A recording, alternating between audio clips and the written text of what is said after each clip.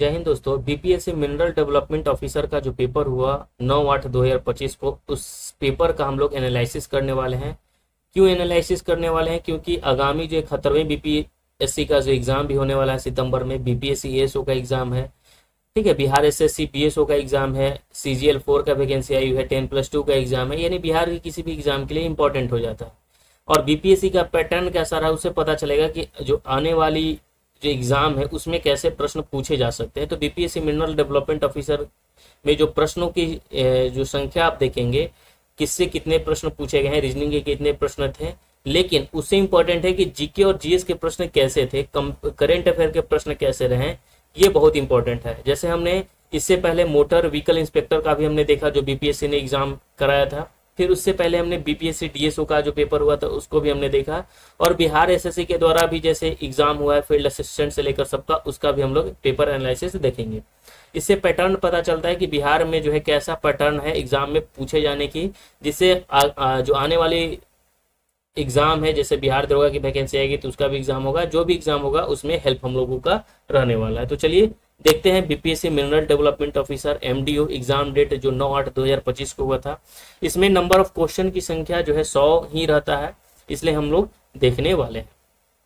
अब देख लेते हैं, जैसे ये पेपर है वो भी कितने, तो 90 मिनट का जो है पेपर है। 90 मिनट में जो है 100 क्वेश्चन आपको करने थे। तो 90 मिनट में 100 क्वेश्चन में कितने सही हैं आप यहाँ पर देख सकते हैं, और कैसे कैसे पैटर्न रहे, खासकर इंपॉर्टेंट है बीपीएससी 71वीं बीपीएससी की जो आने वाली एग्जामिनेशन है उसके लिए बहुत इंपॉर्टेंट ये हो जाता है। तो आइए देखते हैं। तो चलिए पहला क्वेश्चन हम लोग देख लेते हैं। पहला क्वेश्चन क्या है, रीजनिंग का है। जैसे यहाँ पे 5 है, 21 है, 13 है, फिर उसके बाद जो है फिलिंग द ब्लैंक्स लिखा हुआ है, यानी 5 लिखा हुआ है, फिर 21 लिखा हुआ है, फिर उसके बाद 13 है, फिर जो है फिलिंग द ब्लैंक्स है, फिर उसके बाद 15 है, और फिर जो है 16 है। अब यहाँ पे समझिए 5 से 21 हो गया, यानी 5 से 21 हो गया तो कितना हो गया भाई, तो 16 हो गया, यानी +16 हो गया। अब देखिए 21 से 13, 21 से 13 कितना हुआ है, तो 8 हो गया है, -8 हो गया है। फिर 13 से जो है घटकर कितना हो गया है, तो 16 -8, फिर 13 से घटेगा तो माइनस कितना, +16 हो गया, -8 हो गया। यहाँ पे देखिए +16 -8, तब की कितना हो जाएगा, +4 हो जाएगा। तो +4 करेंगे तो 13 4 कितना जाना चाहिए, 17 आंसर आ जाना है, तो 17। लेकिन पैटर्न फॉलो कर रहा है कि नहीं देख लीजिए। अब देखिए +4 हुआ तब की -2 होना चाहिए। ठीक है, तो देखिए 17 में अगर हम -2 करेंगे तो कितना जगह -15 आएगा, और फिर +1 कर देंगे, तो पैटर्न तो फॉलो कर रहा है। तो यानी इसका आंसर क्या हो जाएगा, 17 हो जाएगा। नेक्स्ट है क्वेश्चन जो है सेकंड नंबर क्वेश्चन हम लोग देख लेते हैं। सेकंड नंबर क्या है, देखिए ABC है, ठीक है, फिर उसके बाद DFH है, फिर IL हो। तो हम ऐसे प्रश्नों में क्या करेंगे, सबसे पहले नंबर लिखना जरूरी है। जैसे A का कोड 1, B का कोड 2, C का कोड 3। फिर अब देखिए D जो है, तो D का 4 हो जाएगा, F का हो जाएगा 6, और H का हो जाएगा 8। फिर उसके बाद I का देखिए 9 हो जाएगा, L का हो जाएगा 12, और O का हो जाएगा 15। यानी आप पैटर्न समझिए, पहले में सब में 1 1 जुड़ा, फिर उसके बाद 2 2 जुड़ा, फिर उसके बाद 3 3 जुड़ा, तो अगला में कितना जुड़ेगा, 4 4। तो 15 के बाद हम लिखेंगे 16, और 16 में 4 जोड़ेंगे तो 20 हो जाएगा, 20 में 4 जोड़ेंगे तो 24 हो जाएगा। अब यहाँ समझिए 16 का कोड होता है P, कितना हो जाएगा T, और 24 का होता है X, यानी PTX इसका आंसर हो जाएगा। आई होप कि आपको समझ में आया होगा। चलिए नेक्स्ट क्वेश्चन देख लेते हैं हम लोग, वो है third number question. Third number question देख लेते हैं। जैसे देखिए यहाँ पे XY है, ठीक है, तो लिखा जा रहा है 6 8। यहाँ पे देखिए अगला वाला देख लीजिएगा। जैसे कहने का मतलब है ना कि X और Y संख्या है, X और Y है रेशियो में, तो X बराबर क्या क्या लिखा गया है यहाँ पे समझिएगा। X बराबर की अगर हम बात करें तो 6 लिखा जा रहा है, फिर 10 लिखा जा रहा है, फिर कितना 18 हो रहा है, ठीक है। वहीं पे Y बराबर की बात करें तो कितना है, तो Y में है देखिए 6 है, 10 है, 18 है। Y में है 8 है, फिर -1 है, और फिर कितना है -28 है। तो इसमें पैटर्न आपको समझना पड़ेगा। ऑप्शन में तो सब में 4 4 है, तो देख लेते हैं। जैसे 6 में 4 जोड़ेंगे तो कितना आ जाएगा, 10। 4 जोड़ने पर, 10 में 8 जोड़ने पर, यानी +4 हो गया, और ये भी हो गया +8। अब यहाँ पे समझिएगा,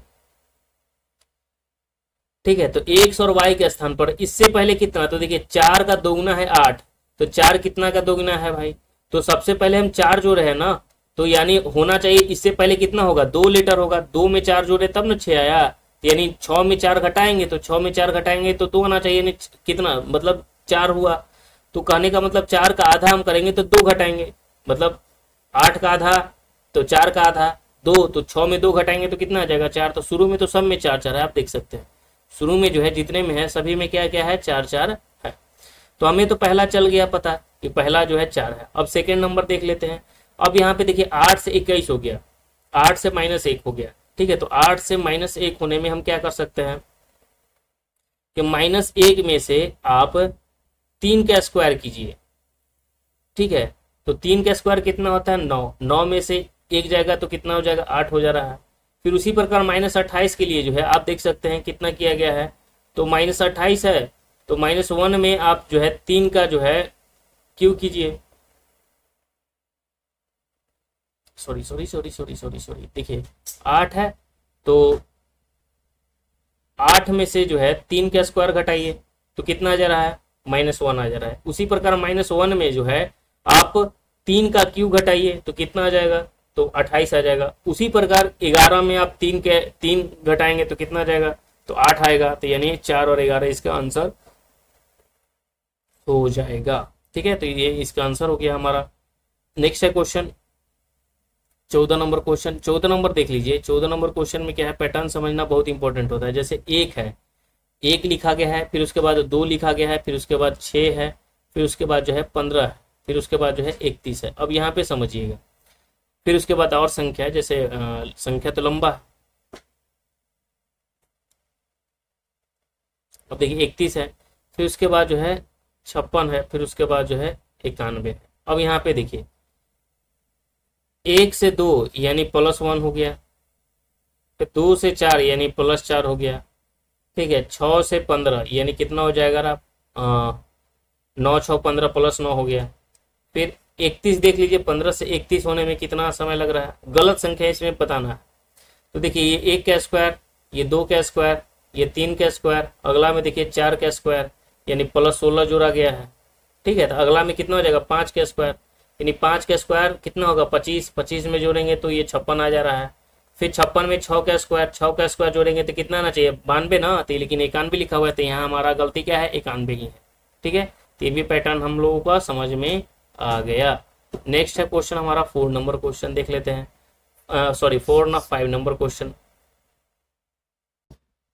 5 नंबर क्वेश्चन देख लीजिए कि ए जो है सी का पिता है। इसमें से क्या कह रहा है कि ए जो है वो किसका पिता है, सी का पिता है, यानी या फादर ऑफ ए। मान लीजिए कि ए जो है सी का पिता है, यानी ए जो है वो किसका पिता है, तो सी का पिता है, यानी पुरुष है भाई, ठीक है। अब आगे क्या बोल रहा है कि डी जो है बी का पुत्र है और डी जो है बी का पुत्र है। डी किसका पुत्र है, तो बी का पुत्र है, यानी बी का पुत्र है। बी का पुत्र है कौन है, तो बी का पुत्र है डी, ठीक है। डी यानी ये पुत्र है, ठीक है। तो यानी ये बना देते हैं और ये पिता है, तो इसको हम ऐसे लिख देते हैं। आगे क्या कर रहा है कि ई जो है ए का भाई है और ई जो है ए का भाई है, यानी ई जो है किसका भाई है, तो ए का भाई है, यानी ई जो है भाई है, किसका भाई है, तो ए का भाई है। चलिए आगे बना दिए। फिर बोल रहा है कि सी और सी जो है डी की बहन है और सी जो है डी की बहन है। सी जो है डी की बहन है, बहन है बहन है बहन है बहन है, यानी माइनस है, तो ये पति पत्नी हो गई भाई। बी जो है पत्नी हो गई ए की। तो बोला कि बी जो है ई से किस प्रकार संबंधित है, तो बी जो है ई का कौन लगेगा, तो बी ई की भाभी लगेगी, तो भाभी देवर ननद कौन लगेगा, बी जो है ई से, तो बी जो है ई का क्या लगेगा भाई, तो बी जो है ई का क्या लगेगा, बी जो है ई से किस प्रकार संबंधित, तो देवर से संबंधित है। और क्या बी जो है ई प्रकार से किस प्रकार संबंधित है, तो देवर भाभी का संबंध है, तो भाभी तो है नहीं, तो देवर इसका आंसर हो जाएगा। नेक्स्ट है हमारा क्वेश्चन 6 नंबर क्वेश्चन। बोला क्या कि अंग्रेजी वर्णमाला के पहले आधे भाग को उलट क्रम में लिखने पर ई दाईं ओर से जो है केवें स्थान पर है। अब अंग्रेजी वर्णमाला है, ठीक है, आधे भाग को उलट दीजिए तो 13 आ जाएगा। 13 पर कौन आ जाएगा भाई, एम, ठीक है। तो आधे भाग को उलट दीजिए तो लिखने पर अक्षर जो है दाईं ओर से जो है कितने अक्षर आएगा, तो 13 और 5 18, यानी केवें स्थान पे आएगा, तो 18वें लेटर पर आएगा, ठीक है। ये ध्यान रखना है, अगर नहीं समझ में आए तो यहाँ समझिए। यहाँ हम लिख देते हैं जैसे आप समझिए कि ए लिखा, बी लिखा, सी लिखा, डी लिखा, ई, ठीक है, एफ, जी, एच, आई, जे, के, एल, एम, ये आधा हो गया। अब इसको पलट देंगे, तो जैसे ही पलटेंगे तो इधर चला जाएगा, वो इधर आ जाएगा। तो कहने का मतलब ई दाई से किससे स्थान पर आएगा पलट देने के बाद? तो दाएं से तो 13 उधर है, ठीक है।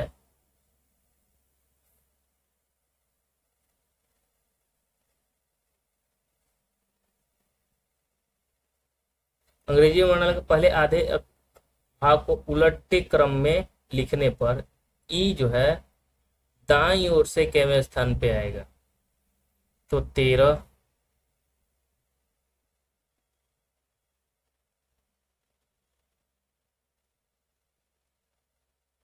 फिर 14, 13 हो गया, फिर क्या हो जाएगा 14, फिर 15, फिर 16, फिर 17, फिर 18, यानी 18, ठीक है। तो यानी कहने का मतलब कितना आ जाएगा? 18 इसका आंसर हो जाएगा। नेक्स्ट हमारा है 7 नंबर क्वेश्चन। 7 नंबर क्वेश्चन देख लीजिए, निम्नलिखित में से ए का मान इसमें से ज्ञात करना है। अब यहाँ ए पे है तो ए का मान आपको ज्ञात करना है। अब बताइए कि इनमें से ए का मान क्या है। ये जो है आपका होमवर्क है। चलिए नेक्स्ट है 7 नंबर क्वेश्चन, आप लोग बताइएगा। 8 नंबर क्वेश्चन देख लेते हैं। 8 नंबर क्वेश्चन क्या है कि पी और क्यू का अर्थ है कि पी की के दक्षिण में है, ठीक है। P माइनस क्यू का अर्थ है कि P जो है Q के उत्तर में है, और P गुने Q का अर्थ है कि P Q के पूरब में है, और P भागा Q का अर्थ है कि P Q के पश्चिम में है। तो P Q यानी ये क्वेश्चन बोला है P Q माइनस R भागा S में P के सापेक्ष S किस दिशा में है। तो सबसे पहले ये डायग्राम जो दिया हुआ है P गुने K, तो P जो है और Q का रिलेशन क्या करता है? तो गुना जो है बता रहा है क्या, यहाँ पे देखिए गुना बता रहा है कि P गुने Q का है कि P जो है ना Q के पूरब में है। P जो है कहाँ है? Q के पूरब में, यानी Q के पूरब में कौन है? तो P है, हो गया पूरब में। अब आगे देख लीजिए Q माइनस R, माइनस क्या बता रहा है? माइनस बताता है कि P जो है Q के उत्तर में है, यानी Q जो है वो R के किधर है? उत्तर में है। तो R के उत्तर में है, तो R नीचे होगा तब तो ऊपर होगा, Q उत्तर में। अब देख लीजिए R भागा S है, भागा क्या बता रहा है यहाँ पे समझिएगा, तो भागा बता रहा है यहाँ पे कि P जो है Q के पश्चिम में है, यानी R जो है S के किससे है? तो R जो है S के पश्चिम में है, यानी R जो है S के पश्चिम में, यानी S यहाँ होगा तब इसके पश्चिम में ये हो जाएगा, ठीक है। अब आगे समझिए क्वेश्चन क्या कर रहा है कि P के सापेक्ष जो है S किस दिशा में है। तो S तो दक्षिण दिशा में है और वो भी दक्षिण पूर्व दिशा में है, तो दक्षिण पूर्व इसका आंसर हो जाएगा। नेक्स्ट है क्वेश्चन हम लोग देख लेते हैं। अब ये भी क्वेश्चन समझिएगा, इस क्रम में कितने अल्फा हैं जिनके पहले के बाद में बीटा है, जिनके पहले के बाद में बीटा है, ठीक है। तो ऐसे कितने अल्फा हैं जिनके पहले और बाद में बीटा है? अल्फा के पहले भी बीटा और बाद में बीटा। तो आप देख सकते हैं पहला यहाँ आपको मिल जाएगा अल्फा बीटा, ठीक है। फिर बीटा के बाद में बीटा अल्फा बीटा, यहाँ पे आओ कहीं है बीटा अल्फा बीटा, यहाँ पे 2 मिल गए। फिर बीटा अल्फा बीटा यहाँ पे मिल गया, ठीक है। फिर और कहीं पे है क्या? अब यहाँ पे देखिए बीटा अल्फा बीटा मिल गया, फिर लगातार 2 मिल गया, beta alpha beta, beta alpha beta, फिर बीटा अल्फा बीटा, ठीक है। तो 3 और 3 6 हो गए, ठीक है। और अब कहीं अगर आपको दिख रहा होगा तो देख लीजिए 7 हो गया, यानी टोटल जो है 7 है, ठीक है। 8 भी हो सकता है, आप लोग देख लीजिएगा, चेक कर लीजिएगा। नेक्स्ट हमारा है 10 नंबर क्वेश्चन। 10 नंबर क्वेश्चन में क्या है कि इनमें से जो है न्यूनतम संख्या बताना है। निम्नलिखित आकृतियां बनाने के लिए आवश्यक सीधी रेखाएं की न्यूनतम संख्या कितनी, यानी स्ट्रेट लाइन इनमें से बताना, ठीक है। तो स्ट्रेट लाइन आप देख लीजिए, इनमें से कितने हैं भाई स्ट्रेट लाइन? 1 2 3 4 5 6 7 8 9 हो गया, ये 10 हो गया, 11 हो गया, 12 हो गया, 13 हो गया, 14 हो गया, 15 हो गया, 16 हो गया। अरे यार कहाँ पे मिस्टेक हो गया। अब देखिए स्ट्रेट लाइन 1 हो गया, 2 3 4 5 6 7 8 9 10 11 12 13 14 15, और कहीं छूटा क्या? तो 15 स्ट्रेट लाइन है, ठीक है। आप काउंट कर लीजिएगा, हो सकता है कि मिस्टेक, लेकिन आप इसको काउंट कर लेना है। नेक्स्ट है हमारा क्वेश्चन 11 नंबर क्वेश्चन, ठीक है। 11 नंबर क्वेश्चन क्या है कि भारतीय संविधान के संबंध में अब यहाँ से जो है क्वेश्चन जो है बहुत अच्छा क्वेश्चन आप देखने को आपको यहाँ पे मिलेगा। ठीक है, पहला क्वेश्चन क्या कर रहा है इसमें कि भारतीय संविधान के संबंध में किस निर्णय ने सबसे पहले मूल संरचना सिद्धांत को स्पष्ट किया। अब बताइए, गोलकनाथ बनाम पंजाब राज वाला था। ठीक है, मूल संरचना सिद्धांत की यहाँ बात कर रहा है कि भारतीय संविधान के सबसे पहले मूल संरचना सिद्धांत को स्पष्ट किसने किया था, कौन सा मामला था। ठीक है, तो केशवानंद जो भारतीय बनाम केरल राज था वही ये मामला था। ये 1973 की बात है, केशवानंद भारती बनाम 1973 वाला। इसमें मुझे मूल संरचना सिद्धांत को जो है स्पष्ट किया था। ठीक है, ये ध्यान रखना है। तो केशवानंद भारती जो बनाम था वो मामला कब का था, 1973 का। ये आपको पता है कि इसमें मामले जो है 13 जो न्यायाधीश थे वो संवैधानिक पीठ पे बैठे थे और ये सबसे बड़ी पीठ थी, अब तक की सबसे बड़ी पीठ थी। ठीक है, ये ध्यान रखना है। तो इसमें कहा गया था कि संसद जो है ना संविधान में संशोधन तो कर सकती है, लेकिन संविधान की जो मूल ढांचा है यानी बेसिक जो स्ट्रक्चर है उसको नहीं बदल सकती है। यही केशवानंद भारती बनाम केरल राज की मामला था। ठीक है, जिसमें 7-6 से फैसला आया था। नेक्स्ट हमारा है 12 नंबर क्वेश्चन। क्या कह रहा है कि भारत के संविधान में निम्नलिखित में से किसका उल्लेख नहीं है। भारत के संविधान में किसका उल्लेख नहीं है, अंतरराज्य परिषद, वित्त आयोग, योजना आयोग या चुनाव आयोग। तो आप पढ़िएगा भारतीय संविधान, तो भारतीय संविधान के बारे में वित्त आयोग अनुच्छेद 280 के बारे में आपको देखने को मिलेगा। ठीक है, इंटर स्टेट काउंसिल 263 के बारे में आपको मिलेगा, वित्त आयोग 280 का मिलेगा, चुनाव आयोग भी 324 का उल्लेख है। ये आपको अनुच्छेद पता होगा, ये 324 का मामला फंसता है भाई, अनुच्छेद है। वित्त आयोग जो अनुच्छेद कितना है 280 है और अंतरराज्यीय जो मामला है अनुच्छेद 263 है। ठीक है, तो ये सभी तो अनुच्छेद में है भाई संविधान में, लेकिन योजना आयोग नहीं है। ये जो है सरकार के द्वारा चलाया गया था 1951 से, लेकिन योजना आयोग जो है संवैधानिक ढांचा नहीं है, नहीं संविधान में इसका वर्णन नहीं। ठीक है, नेक्स्ट हमारा है क्वेश्चन 13 नंबर क्वेश्चन। 2023 के कानून के अंतर्गत मुख्य चुनाव आयुक्त का कार्यकाल क्या है। तो अभी मुख्य चुनाव आयुक्त कौन है, या ज्ञानेश कुमार है। ठीक है, अभी हमको पता है कि जो इलेक्शन कमीशन है वो चीफ इलेक्शन कमीशन है, वो कौन है, ज्ञानेश कुमार है। तो 2023 में जो एक्ट बना था उसमें अधिकतम जो है 6 वर्ष तक है। ठीक है, ये ध्यान रखना है। 6 कितना 65 वर्ष है, तो यहाँ 6 वर्ष और 65 वर्ष आपको ये ध्यान रखना है। ठीक है, चलिए आगे देख लेते हैं हम लोग क्वेश्चन 14 नंबर क्वेश्चन। ठीक है, भारतीय संविधान का कौन सा अनुच्छेद, क्या क्वेश्चन कर रहा है कि भारतीय संविधान का कौन सा अनुच्छेद संसद को राष्ट्रीय हित में राज्य सूची के विषयों पर कानून बनाने का अधिकार देता है। अनुच्छेद 249 है, 252 है, 254 है कि 263 है। ये अनुच्छेद जो है 249 है। अनुच्छेद 249 क्या कहता है कि भारतीय संविधान का कौन सा अनुच्छेद संसद को राष्ट्रीय हित में राज्य सूची के विषय पर कानून बनाने का अधिकार देता है, तो है 249। बहुत ही प्यारा क्वेश्चन पूछा गया है, ये ध्यान रखना है। ठीक है, नेक्स्ट है क्वेश्चन हमारा जो है 15 नंबर क्वेश्चन कि निम्नलिखित में से किस अधिनियम ने भारतीय दंड संहिता 1860 का स्थान लिया। ये तो आपको पता होगा कि जो नया 1860 का जो दंड संहिता अधिनियम था इसके लिए जो है बहुत सारा विवाद भी हुआ था लेकर। ठीक है, तो यहाँ देखिए जो आईपीसी 1860 था उसके जगह पे एक नया अधिनियम हस्तांतरित करा गया जिसका नाम है भारतीय न्याय संहिता 2023। ठीक है, भारतीय न्याय संहिता 2023 यानी बीएनएस ले लिया गया, ये ध्यान रखना है। और ये जो था भारतीय न्याय संहिता 2020 ये लागू कब से हुआ थी, 1 जुलाई 2024 से लागू हुआ, ये भी ध्यान रखना है। 1 जुलाई जो है 2024 से लागू हुआ। और ये किसके जगह पे आया, 1860 में जो भारतीय दंड संहिता था उसके जगह पर भारतीय न्याय संहिता आ गया। ठीक है, जैसे कुछ बदलाव हुआ, जैसे दंड प्रक्रिया जो था सीआरपीसी 1973 की जगह भारतीय नागरिक सुरक्षा संहिता 2023 आ गया बीएनएस। ठीक है, फिर भारतीय जो साक्ष्य अधिनियम था 1872 उसके जगह भारतीय साक्ष्य अधिनियम 2023 आ गया। ठीक है, ये भी ध्यान रखना। तो आईपीसी और बीएनएस के बीच में अंतर, और जैसे आईपीसी था बीएनएस हो गया, ये ध्यान रखना। नेक्स्ट हमारा है क्वेश्चन 16 नंबर क्वेश्चन। कौन सा देश क्वाड का समूह सदस्य नहीं है। तो हम सभी जानते हैं कि क्वाड में जो है भारत शामिल है, ठीक है, ऑस्ट्रेलिया शामिल है, जापान शामिल है और एक जो है यूएसए शामिल है। कौन शामिल है? यूएसए शामिल है। तो इसमें शामिल कौन नहीं है? तो रूस जो है इसमें शामिल नहीं है, ये ध्यान रखना है। भारत, अमेरिका, जापान और ऑस्ट्रेलिया शामिल है। चीन को काउंटर करने के लिए बना था, लेकिन अब जो है भारत चीन के ही पड़ोस में जाने लगा, क्योंकि अमेरिका जो है ज्यादा परेशान कर रखा है। नेक्स्ट है क्वेश्चन कि I2U2 मुख्य रूप से किस पर केंद्रित है? तो I2U2 नाम से ही आपको पता चल रहा है कि भारत, ठीक है, भारत हो गया, इजराइल हो गया। भारत इजराइल कहने का मतलब इंडिया इंडिया हो गया, तो आई हो गया, और यूएई और यूएसए, ठीक है, यूएस, ठीक है।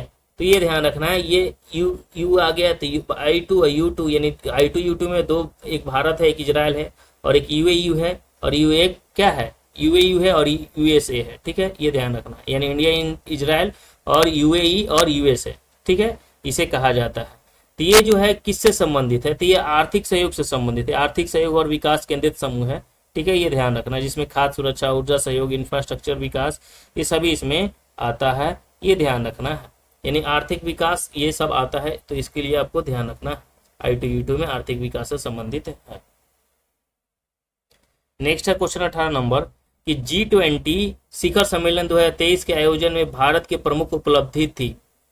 क्या थी प्रमुख उपलब्धि? आपको पता होगा कि जो G20 शिखर सम्मेलन 2023 हुआ था, जो 9 से 10 दिसंबर के बीच में हुआ था, ठीक है, और ये नई दिल्ली में आयोजन किया गया था, भारत मंडपम, ये ध्यान रखना है। तो इसमें क्या थी कि अफ्रीका जो संघ की अस्थायी सदस्यता दिलाया, ठीक है, इसमें ये प्रमुख उपलब्धता थी, ठीक है। फिर दिल्ली घोषणा पत्र हुआ, भारत की पहल पर अफ्रीकी संघ में G20 का स्थायी सदस्य बनाया गया था, और G20 वास्तव में G21 बन गया, ये भी ध्यान रखना है। फिर दिल्ली जो है डिक्लेरेशन हुआ, दिल्ली घोषणा पत्र में रूस यूक्रेन युद्ध जैसे विवादास्पद मुद्दे के बावजूद भी मतलब घोषणा पत्र ये पास कर दिया गया। वैश्विक दक्षिण जो है आवाज बुलंद हुई, यानी ग्लोबल साउथ की बात की गई, ठीक है। ग्रीन डेवलपमेंट और क्लाइमेट फाइनेंस की बात की गई थी, ग्लोबल बायोफील्ड अलायंस की बात की गई थी, ठीक है।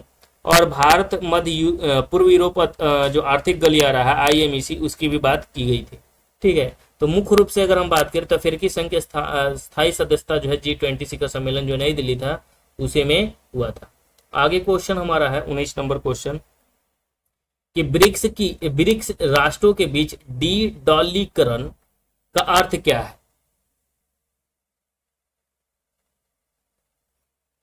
तो ब्रिक्स राष्ट्रों के बीच जो है डी-डॉलरीकरण, ठीक है, डी-डॉलरीकरण के बाद हम बात करें तो अर्थार्थ क्या है इसमें भाई? तो IMF पर निर्भरता समाप्त करना, वैश्विक क्रिप्टो करेंसी बनाना, व्यापार में अमेरिकी डॉलर से बचना, या सोने के व्यापार में निश्चित विनिमय करना। तो ब्रिक्स में जो बैठक हुआ था उसमें उसका ब्रिक्स के जो राष्ट्रों के बीच जो डी-डॉलरीकरण का अर्थ है, उसका मतलब कहना कि देखिए, अगर हम बात करें तो ब्रिक्स में सबसे पहले शामिल याद रखना है कि ब्राजील, रसिया, इंडिया, चाइना और साउथ अफ्रीका है, ठीक है, ये 5 देश शामिल है, ठीक है। कुछ नए सदस्य भी जुड़े गए हैं, ये ध्यान रखना है। तो कहने का मतलब है कि लक्ष्य इसका ही है कि जो अमेरिका है उसकी आर्थिक पकड़ कम हो और इन देशों को डॉलर के उतार चढ़ाव और प्रतिबंधों से बचाव किया जा सके, इसी का ये मुख्य उद्देश्य है। तो व्यापार में अमेरिका डॉलर से जो है बचना, इसका मुख्य उद्देश्य क्या है कि दुनिया के व्यापार और वित्तीय लेन देन में अमेरिका डॉलर बहुत निर्भर है, ठीक है, तो उसी निर्भरता को कम करना, ठीक है, और उसकी जगह पर स्थानीय मुद्रा या किसी वैकल्पिक मुद्रा का उपयोग करना है, यही इसका क्या है अर्थ है। यानी व्यापारिक में अमेरिकी डॉलर से क्या है बचना है, ये ध्यान रखना है, क्योंकि अमेरिका बहुत परेशान करता है भाई। नेक्स्ट है क्वेश्चन हमारा कि डिजिटल व्यक्तिगत डेटा संरक्षण अधिनियम 2023 निम्नलिखित प्रदान नहीं कर सकता। क्वेश्चन बहुत अच्छा है क्वेश्चन कि डिजिटल व्यक्तिगत डेटा संरक्षण अधिनियम 2023 जो है प्रदान नहीं कर सकता। क्या नहीं प्रदान कर सकता? डेटा जो है पोर्टेबिलिटी का अधिकार, डेटा प्रिंसिपल का अधिकार, डेटा संरक्षण बोर्ड, या सहमति आधारित डेटा उपयोग। तो इसमें से कौन सा हो जाएगा? A, B और C, इनमें से कौन सा आप देख सकते हैं? तो देखिए, डेटा जो प्रिंसिपल का अधिकार है वो नहीं कर सकता। क्या है? डेटा प्रिंसिपल का अधिकार की अगर हम बात करें, डेटा प्रिंसिपल का अधिकार कर सकता है, डेटा संरक्षण बोर्ड भी कर सकता है, और सहमति आधारित डेटा उपयोग भी कर सकता है। डेटा पोर्टेबिलिटी का अधिकार नहीं कर सकता है, ठीक है, ये ध्यान रखना है। तो इसका आंसर जो हो जाएगा वो क्या हो जाएगा? A हो जाएगा। बाकी इसको हम क्या कर सकते हैं? हटाते हैं। तो नहीं क्वेश्चन पूछ रहा था तो नहीं हो जाएगा, डेटा पोर्टेबिलिटी का अधिकार प्रदान नहीं कर सकता है। 11 नंबर क्वेश्चन देख लेते हैं NH48, NH44, NH27, NH19, इन सबको क्या करना है, जो है मिलाना है, ये ध्यान रखना है। अब कैसे मिलाएंगे, किस किस रात से होकर गुजरता है, तो ये बहुत इंपॉर्टेंट है, ये ध्यान रखना है। NH48 की अगर हम बात करें तो कहाँ से कहाँ है भाई, तो ये राष्ट्रीय राजमार्ग है और मुंबई। NH48 तो आपको पता होगा, मतलब NH4 और 8 को मिलाकर NH48 बना दिया गया, ठीक है। तो ये ध्यान रखना, तो ये दिल्ली है, गुरुग्राम है, जयपुर है, उदयपुर है, अहमदाबाद, बड़ोदरा, मुंबई, पुणे, बेंगलुरु और चेन्नई, ठीक है। ये भारत के सबसे लंबे और व्यस्त राज्यों में से एक है, यानी दिल्ली, मुंबई, बेंगलुरु और चेन्नई, ठीक है। दिल्ली मुंबई तो NH48 जो हो जाएगा, ए का हो जाएगा 2, और ए का 2 इसमें जो है किसमें है भाई, ए का 2, तो ए का 2 जो है एक ही में ऑप्शन में है, तो ए का 2 इसका आंसर हो जाएगा बी नंबर, ठीक है। तो NH48 जो है दिल्ली से मुंबई, ठीक है। फिर NH44 जो है अगर हम बात करें तो श्रीनगर से कन्याकुमारी। NH27 की अगर हम बात करें तो दिल्ली से कोलकाता है, और NH19 की बात करें तो पोरबंदर सिलचर राजमार्ग है। नेक्स्ट है क्वेश्चन हमारा 22 नंबर, भारतीय प्रसिद्ध पुलों के संदर्भ में कौन सा जोड़ा सही सुमेलित नहीं है। पहला है Godavari arch bridge Tamil Nadu, Bogibeel bridge Assam, Bandra Worli sea link Maharashtra, या कोरोनेशन ब्रिज पश्चिम बंगाल। तो कौन कौन कहाँ है ये हमें आपको बताना है। तो बताइए कि गोदावरी आर्च ब्रिज तमिलनाडु में है, बोगीबील ब्रिज असम में है, बांदा वर्ली शिवलिंग महाराष्ट्र में है, कोरोनेशन ब्रिज पश्चिम बंगाल में है। तो बहुत अच्छा क्वेश्चन पूछा है, देखिए कितना मतलब ढंग का क्वेश्चन पूछा है बीपीएससी के द्वारा, तो ये बहुत इंपॉर्टेंट है, ये ध्यान रखना। जैसे अगर हम बात करें कि बोगीबील तो असम में, आपको पता होगा कि असम में ही है, बांद्रा जो वर्ली है ये भी महाराष्ट्र में है, और कोरोनेशन ब्रिज जो है ना ये पश्चिम बंगाल में है, ठीक है।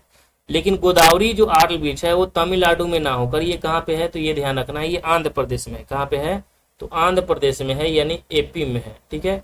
एपी बोले तो आंध्र प्रदेश में है, और ये राजमुंदरी के पास है, और ये है रेलवे ब्रिज है, गोदावरी नदी पर है, लेकिन ये रेलवे ब्रिज है, लेकिन तमिलनाडु में नहीं है, ठीक है, ये ध्यान रखना। ये कहाँ पे है, आंध्रा में है, आंध्र प्रदेश, ये ध्यान रखना है। चलिए नेक्स्ट है क्वेश्चन, तो इसका आंसर क्या हो जाएगा, ए हो जाएगा इसका आंसर। नेक्स्ट है 23 नंबर क्वेश्चन। 23 नंबर है, निम्नलिखित में से कौन सा भारतीय रेल लिंक पर्वतीय रेलवे नहीं है। रेल लिंक जो है पर्वतीय रेलवे नहीं है। कौन सा भारतीय रेल लिंक पर्वतीय रेलवे नहीं है, कालका Shimla railway, Matheran narrow gauge railway, Kanyakumari से Trivandrum railway, Nilgiri toy train railway की यात्रा। ये सभी जो है ना घूमने लायक जगह है, लेकिन इनमें से एक जो है रेलवे लिंक नहीं है, वो भी पर्वतीय रेलवे लिंक नहीं है। जैसे कालका शिमला जाइएगा, बहुत अच्छा आपको देखने को मिलेगा, ये हिमाचल प्रदेश में है पर्वतीय रेलवे, बहुत मजा आएगा, बहुत सुंदर दृश्य है कालका शिमला रेलवे। फिर उसके बाद करें मैथरॉन जो नैरो गेज रेलवे है, ये महाराष्ट्र में है, ठीक है, और ये भी ढंग का है, ठीक है, यहाँ पे आप जा सकते हैं। फिर देखिए कन्याकुमारी से त्रिवेंद्रम जो रेलवे है ये साधारण रेल मार्ग नहीं है, ठीक है, ये साधारण रेल मार्ग है, यानी कहने का मतलब है कि कन्याकुमारी से त्रिवेंद्रम जो है ना ये पर्वतों के बीच में नहीं है रेल मार्ग। बाकी कालका शिमला रेलवे पर्वतों के बीच में है, मैथरॉन गेज ये जब पर्वतों से होकर गुजरता है ना तो बहुत सुंदर दृश्य मिलता है, ठीक है। और फिर उसके बाद जो है नीलगिरी ट्रॉय रेलवे, ठीक है, ट्रॉय ट्रेन रेलवे, ये भी है तमिलनाडु ऊटी जाने वाली मशहूर पर्वतों से ये होकर गुजरते हैं, तो बहुत सुंदर लगता है ये दृश्य, ठीक है। तो इसका आंसर क्या हो जाएगा, सी हो जाएगा, ठीक है। कौन नहीं है, तो कन्याकुमारी से त्रिवेंद्रम जो है ना ये नॉर्मल है, ये ध्यान रखना। नेक्स्ट है क्वेश्चन हमारा हवाई अड्डों के बारे में है। तो नेताजी सुभाष चंद्र बोस अंतर्राष्ट्रीय हवाई अड्डा केरल में है, कोचीन अंतर्राष्ट्रीय हवाई अड्डा तमिलनाडु में है, चौधरी चरण सिंह अंतर्राष्ट्रीय हवाई अड्डा बिहार में है, या सरदार वल्लभ भाई पटेल अंतर्राष्ट्रीय हवाई अड्डा गुजरात में है। तो इसके बारे में क्या कर रहा है कि जोड़ा सही सुमेलित है। तो हम सभी जानते हैं कि नेताजी सुभाष चंद्र बोस जो है वो कहाँ है, तो ये है बंगाल में, ठीक है। तो ये तो गलत है भाई, इसके बारे में कौन बड़ी बात है, ये जो है पश्चिम बंगाल में, यानी ये जो है वेस्ट बंगाल में है। ये कहाँ पे है, वेस्ट बंगाल में है, तो ये ध्यान रखना है। इसको यहाँ पर लिख देते हैं कि ये जो है वेस्ट बंगाल में है। फिर देखिए कोचीन अंतर्राष्ट्रीय जो है कहाँ पे है, तो कोचीन जो है तमिलनाडु में है, ये केरल में है। कहाँ पे है, केरल में है। फिर अब देखिए चौधरी चरण सिंह की अगर हम बात करें तो बिहार में थोड़ी ना है चौधरी चरण सिंह, ये यूपी में है चौधरी चरण सिंह, ठीक है। सरदार वल्लभ भाई पटेल वाला जो है ये कहाँ पे है, गुजरात में, ये बिल्कुल सही है, ठीक है, तो ये ध्यान रखना है। आगे है क्वेश्चन, भारत में सबसे अधिक प्लेटफॉर्म वाला रेलवे स्टेशन 2023 में कौन था। तो ये 2023 की बात करें, ठीक है, तो कौन था भाई, तो देखिए भारत में 2023 का सबसे अधिक प्लेटफॉर्म वाला रेलवे स्टेशन है वो है हावड़ा जंक्शन। कौन सा है, वो है हावड़ा जंक्शन है। कुल प्लेटफॉर्म जो है ना यहाँ पे हावड़ा जंक्शन पे जाइएगा तो टोटल 23 प्लेटफॉर्म है, टोटल 23 प्लेटफॉर्म है। तो और भारत का सबसे व्यस्त और सबसे बड़ा प्लेटफॉर्म संख्या वाला कहाँ पे है, यही है, ठीक है, ये ध्यान रखना। उसी के कोलकाता में ही है सियालदा एक जंक्शन, वहां पे भी 20 प्लेटफॉर्म है। चेन्नई जाइएगा तो चेन्नई में फिर है 15 प्लेटफॉर्म है, न्यू दिल्ली में 16 प्लेटफॉर्म है, ठीक है, ये ध्यान रखना है। लेकिन पश्चिम बंगाल में है कौन सा, हावड़ा जंक्शन, जहाँ पे 23 प्लेटफॉर्म है, ठीक है, जो भारत का सबसे अधिक है प्लेटफॉर्म की संख्या। पटना जंक्शन जाइएगा तो कितना 11 है शायद, 10 या 11 नंबर प्लेटफॉर्म तक है। तो हावड़ा जंक्शन में सोचिए 23 प्लेटफॉर्म है, कितना बड़ा होगा, कितना दूर तक फैला होगा। नेक्स्ट है क्वेश्चन हमारा 26 नंबर क्वेश्चन, कि जल विद्युत ऊर्जा उत्पादन केंद्र के संदर्भ में निम्नलिखित में से कौन युग में सही सुमिलित नहीं है। कोयला जल विद्युत परियोजना केरल में है, कोयना टिहरी बांध हरियाणा में है, सरदार सरोवर बांध गुजरात में है, या नाथप्पा झाकरी उत्तराखंड में है। ये क्वेश्चन आपको पता होगा 26 नंबर क्वेश्चन, ठीक है। इडुक्की जो है, जो कोयला है वो कहाँ पे है, केरल के इडुक्की में है, तो ये बिल्कुल सही है, ठीक है, ये सही है। टिहरी बांध की अगर हम बात करें तो हरियाणा में है, टिहरी बांध तो उत्तराखंड में है, तो ये उत्तराखंड होना चाहिए, तो गलत है। सरदार सरोवर जो है गुजरात में है, ये ध्यान रखना है, ठीक है, नर्मदा नदी पर है। और नथप्पा झाकरी जो है उत्तराखंड में है, ये भी ध्यान रखना है, ठीक है, सतलुज नदी पर। लेकिन टिहरी बांध की बात करें तो ये उत्तराखंड में, ना कि जो है हरियाणा में, तो यहाँ कहाँ है, यूके में है। यूके बोलिए तो उत्तराखंड, ठीक है, उत्तराखंड को हम लोग क्या कहते हैं, यूके कहते हैं, ठीक है, ये ध्यान रखना है। नेक्स्ट है 27 नंबर क्वेश्चन, ताप विद्युत संयंत्र जैसे Talcher super thermal power station Maharashtra में है, ससन ultra mega power plant Madhya Pradesh में है, या Tiroda thermal power plant Kerala में है, एनटीपीसी दी दादरी जो है बिहार में है। तो इनमें से क्वेश्चन कर रहा है कि कौन सा युग में सही है, बाकी गलत वाला को हमें क्या करना है, काटना है, ठीक है। तो देखिए जो तालचेर है ना वो उड़ीसा में है, तालचेर कहाँ पे है, उड़ीसा में है, ये ध्यान रखना है। बाकी ये ससन जो अल्ट्रा मेगावाट है मध्य प्रदेश में, ये बिल्कुल सही है, ठीक है। तिरोडा की अगर हम बात करें तो केरल में नहीं है, ये महाराष्ट्र में है, ये भी ध्यान रखना है। ये कहाँ पे है, तो ये महाराष्ट्र में है, ये कहाँ पे है, तो ये जो है महाराष्ट्र में है।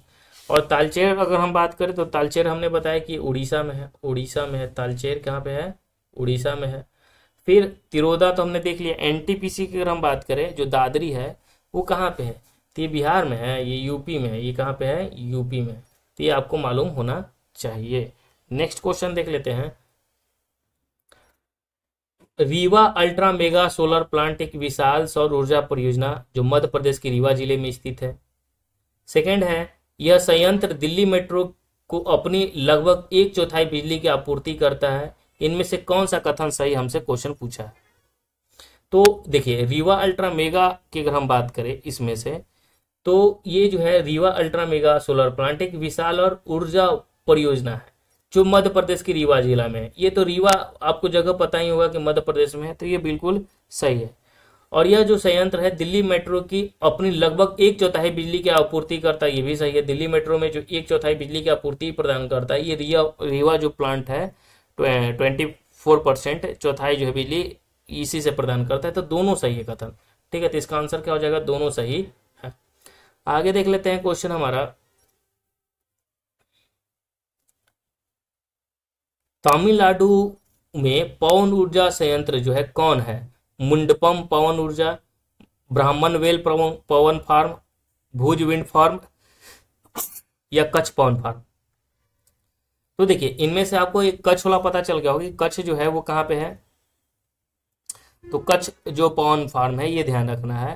कच्छ पवन जो एक देखिए कहने का मतलब है जो मुंडपम पवन ऊर्जा है वो तमिलनाडु पवन ऊर्जा नहीं है, ठीक है। ब्राह्मण बेल जो है ये भी कहाँ है, तो ये महाराष्ट्र में है, कहाँ पे है ये? महाराष्ट्र में। भुजविंड फॉर्म जो है गुजरात में है, कच्छ में है, ठीक है।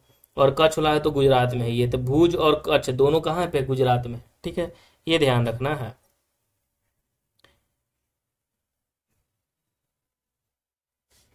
लेकिन ये भी नहीं है, तो आंसर क्या हो जाएगा? ये तमिलनाडु में, इसमें ये जो पहला ऑप्शन है आपको दिख रहा है, यही आपको वहां पे मिलेगा, ठीक है। यानी मुंपडल पवन फॉर्म कहाँ पे है?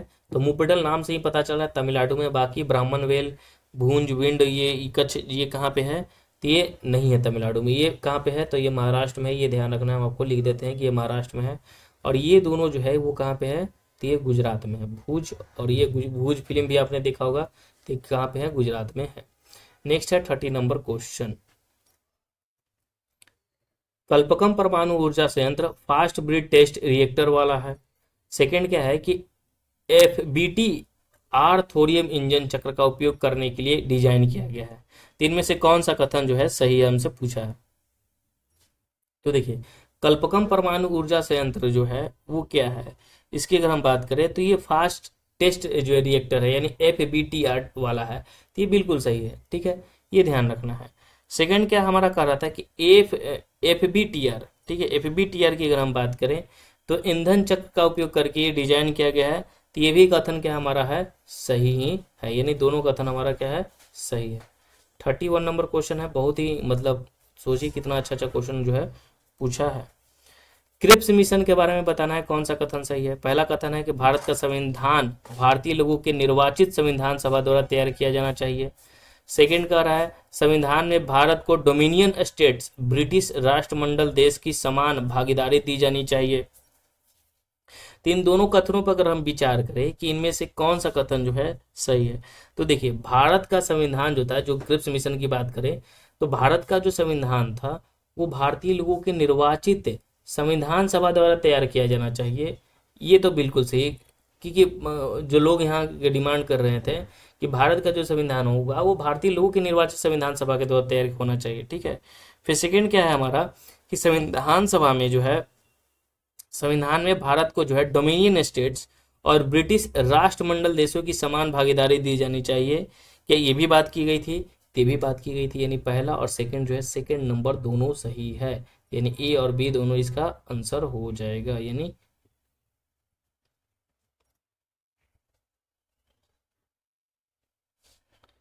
32 नंबर क्वेश्चन कह रहा है कि संसद प्रणाली की सरकार में मंत्रिपरिषद तब तक पद पर बनी रह सकती है जब तक उसे किसका समर्थन प्राप्त हो।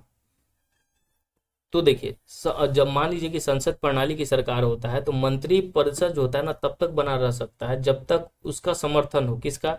संसद के ऊपरी सदन के सदस्यों का, ठीक है। तो देखिए मंत्रिपरिषद तब तक बना रहता है ना जब तक उसे लोकसभा का विश्वास प्राप्त हो, ठीक है, ये ध्यान रखना है। संसद के निचले सदस्य की बहुमत या निचले सदस्यों का अल्पमत, या संसद के निचले सदस्यों का बहुमत, या संसद के ऊपरी सदन के जो है सदस्यों का बहुमत, ठीक है, ये ध्यान रखना है।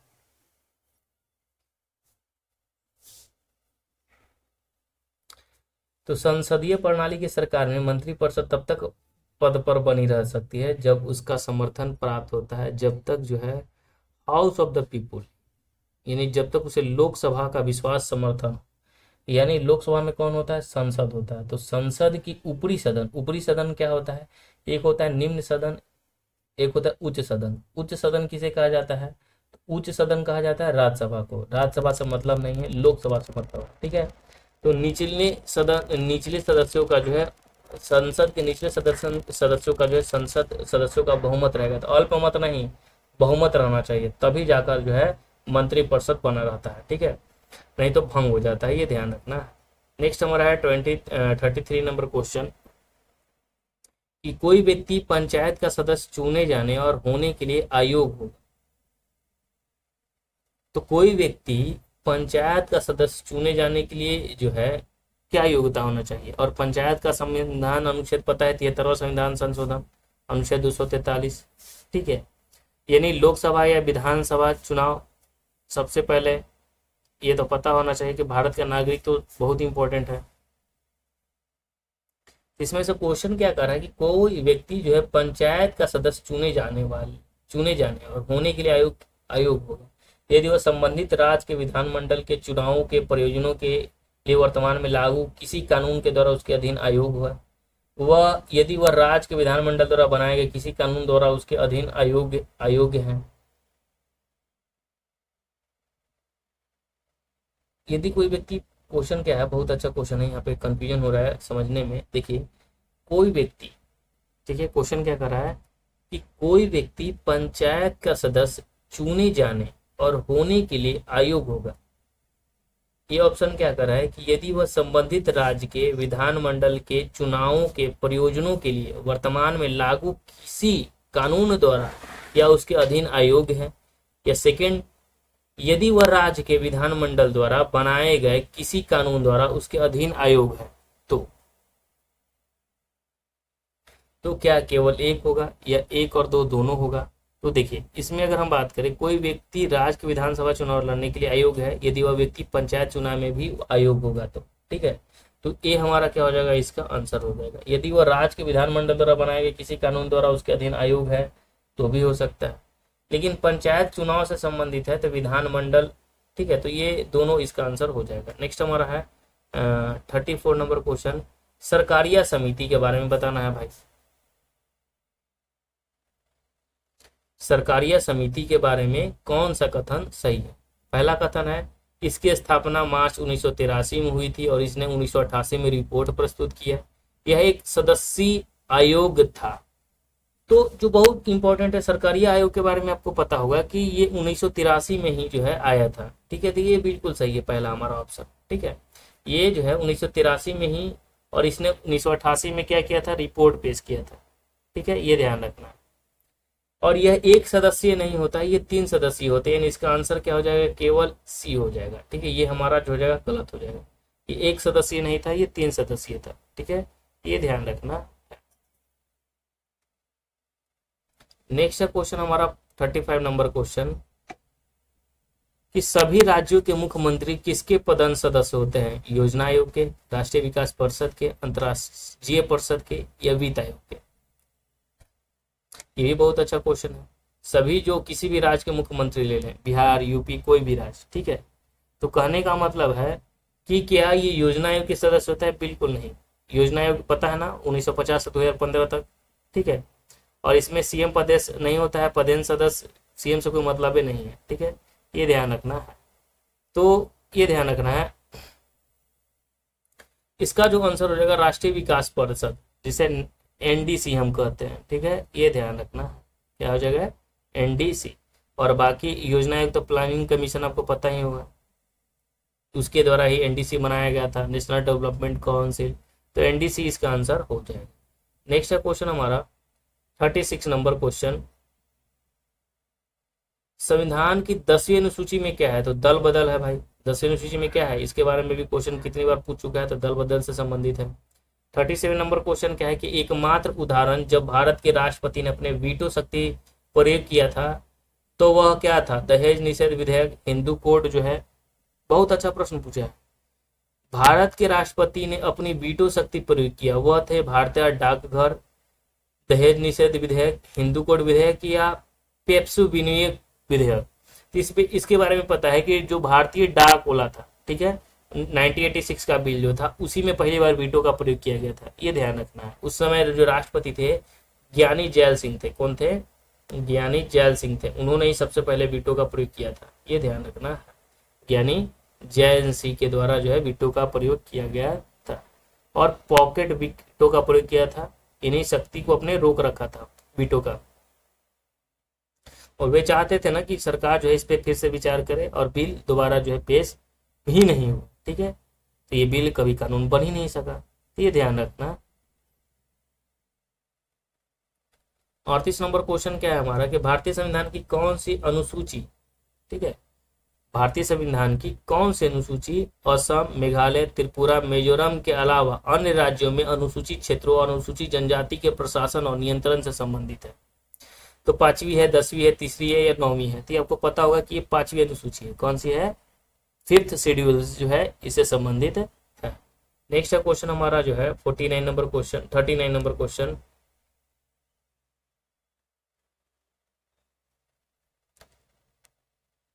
कि भारतीय राष्ट्रीय विकास परिषद की स्थापना किस वर्ष की गई थी? तो आपको पता होगा कि भारतीय राष्ट्रीय विकास परिषद की अगर हम बात करें तो इसकी जो स्थापना हुआ था 6 अगस्त 1952 को हुआ था।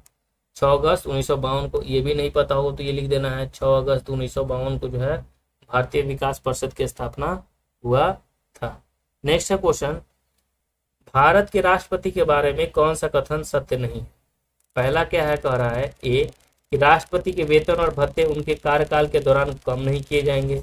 सेकेंड नंबर है, राष्ट्रपति के चुनाव में किसी राज्य की विधानसभा के प्रत्येक निर्वाचित सदस्यों के पास उतने ही वोट होंगे जितने राज्य की जनसंख्या को विधानसभा के निर्वाचित सदस्यों की कुल संख्या से भाग देने पर प्राप्त भागफल में 1000 के गुणांक होंगे। सी है, अनुच्छेद 42 कहता है कि भारत का एक राष्ट्रपति होगा। डी कह रहा है कि राष्ट्रपति का चुनाव केवल एकल संक्रमणीय पद के माध्यम से अनुपातिक प्रतिनिधित्व प्रणाली के अनुसार होगा।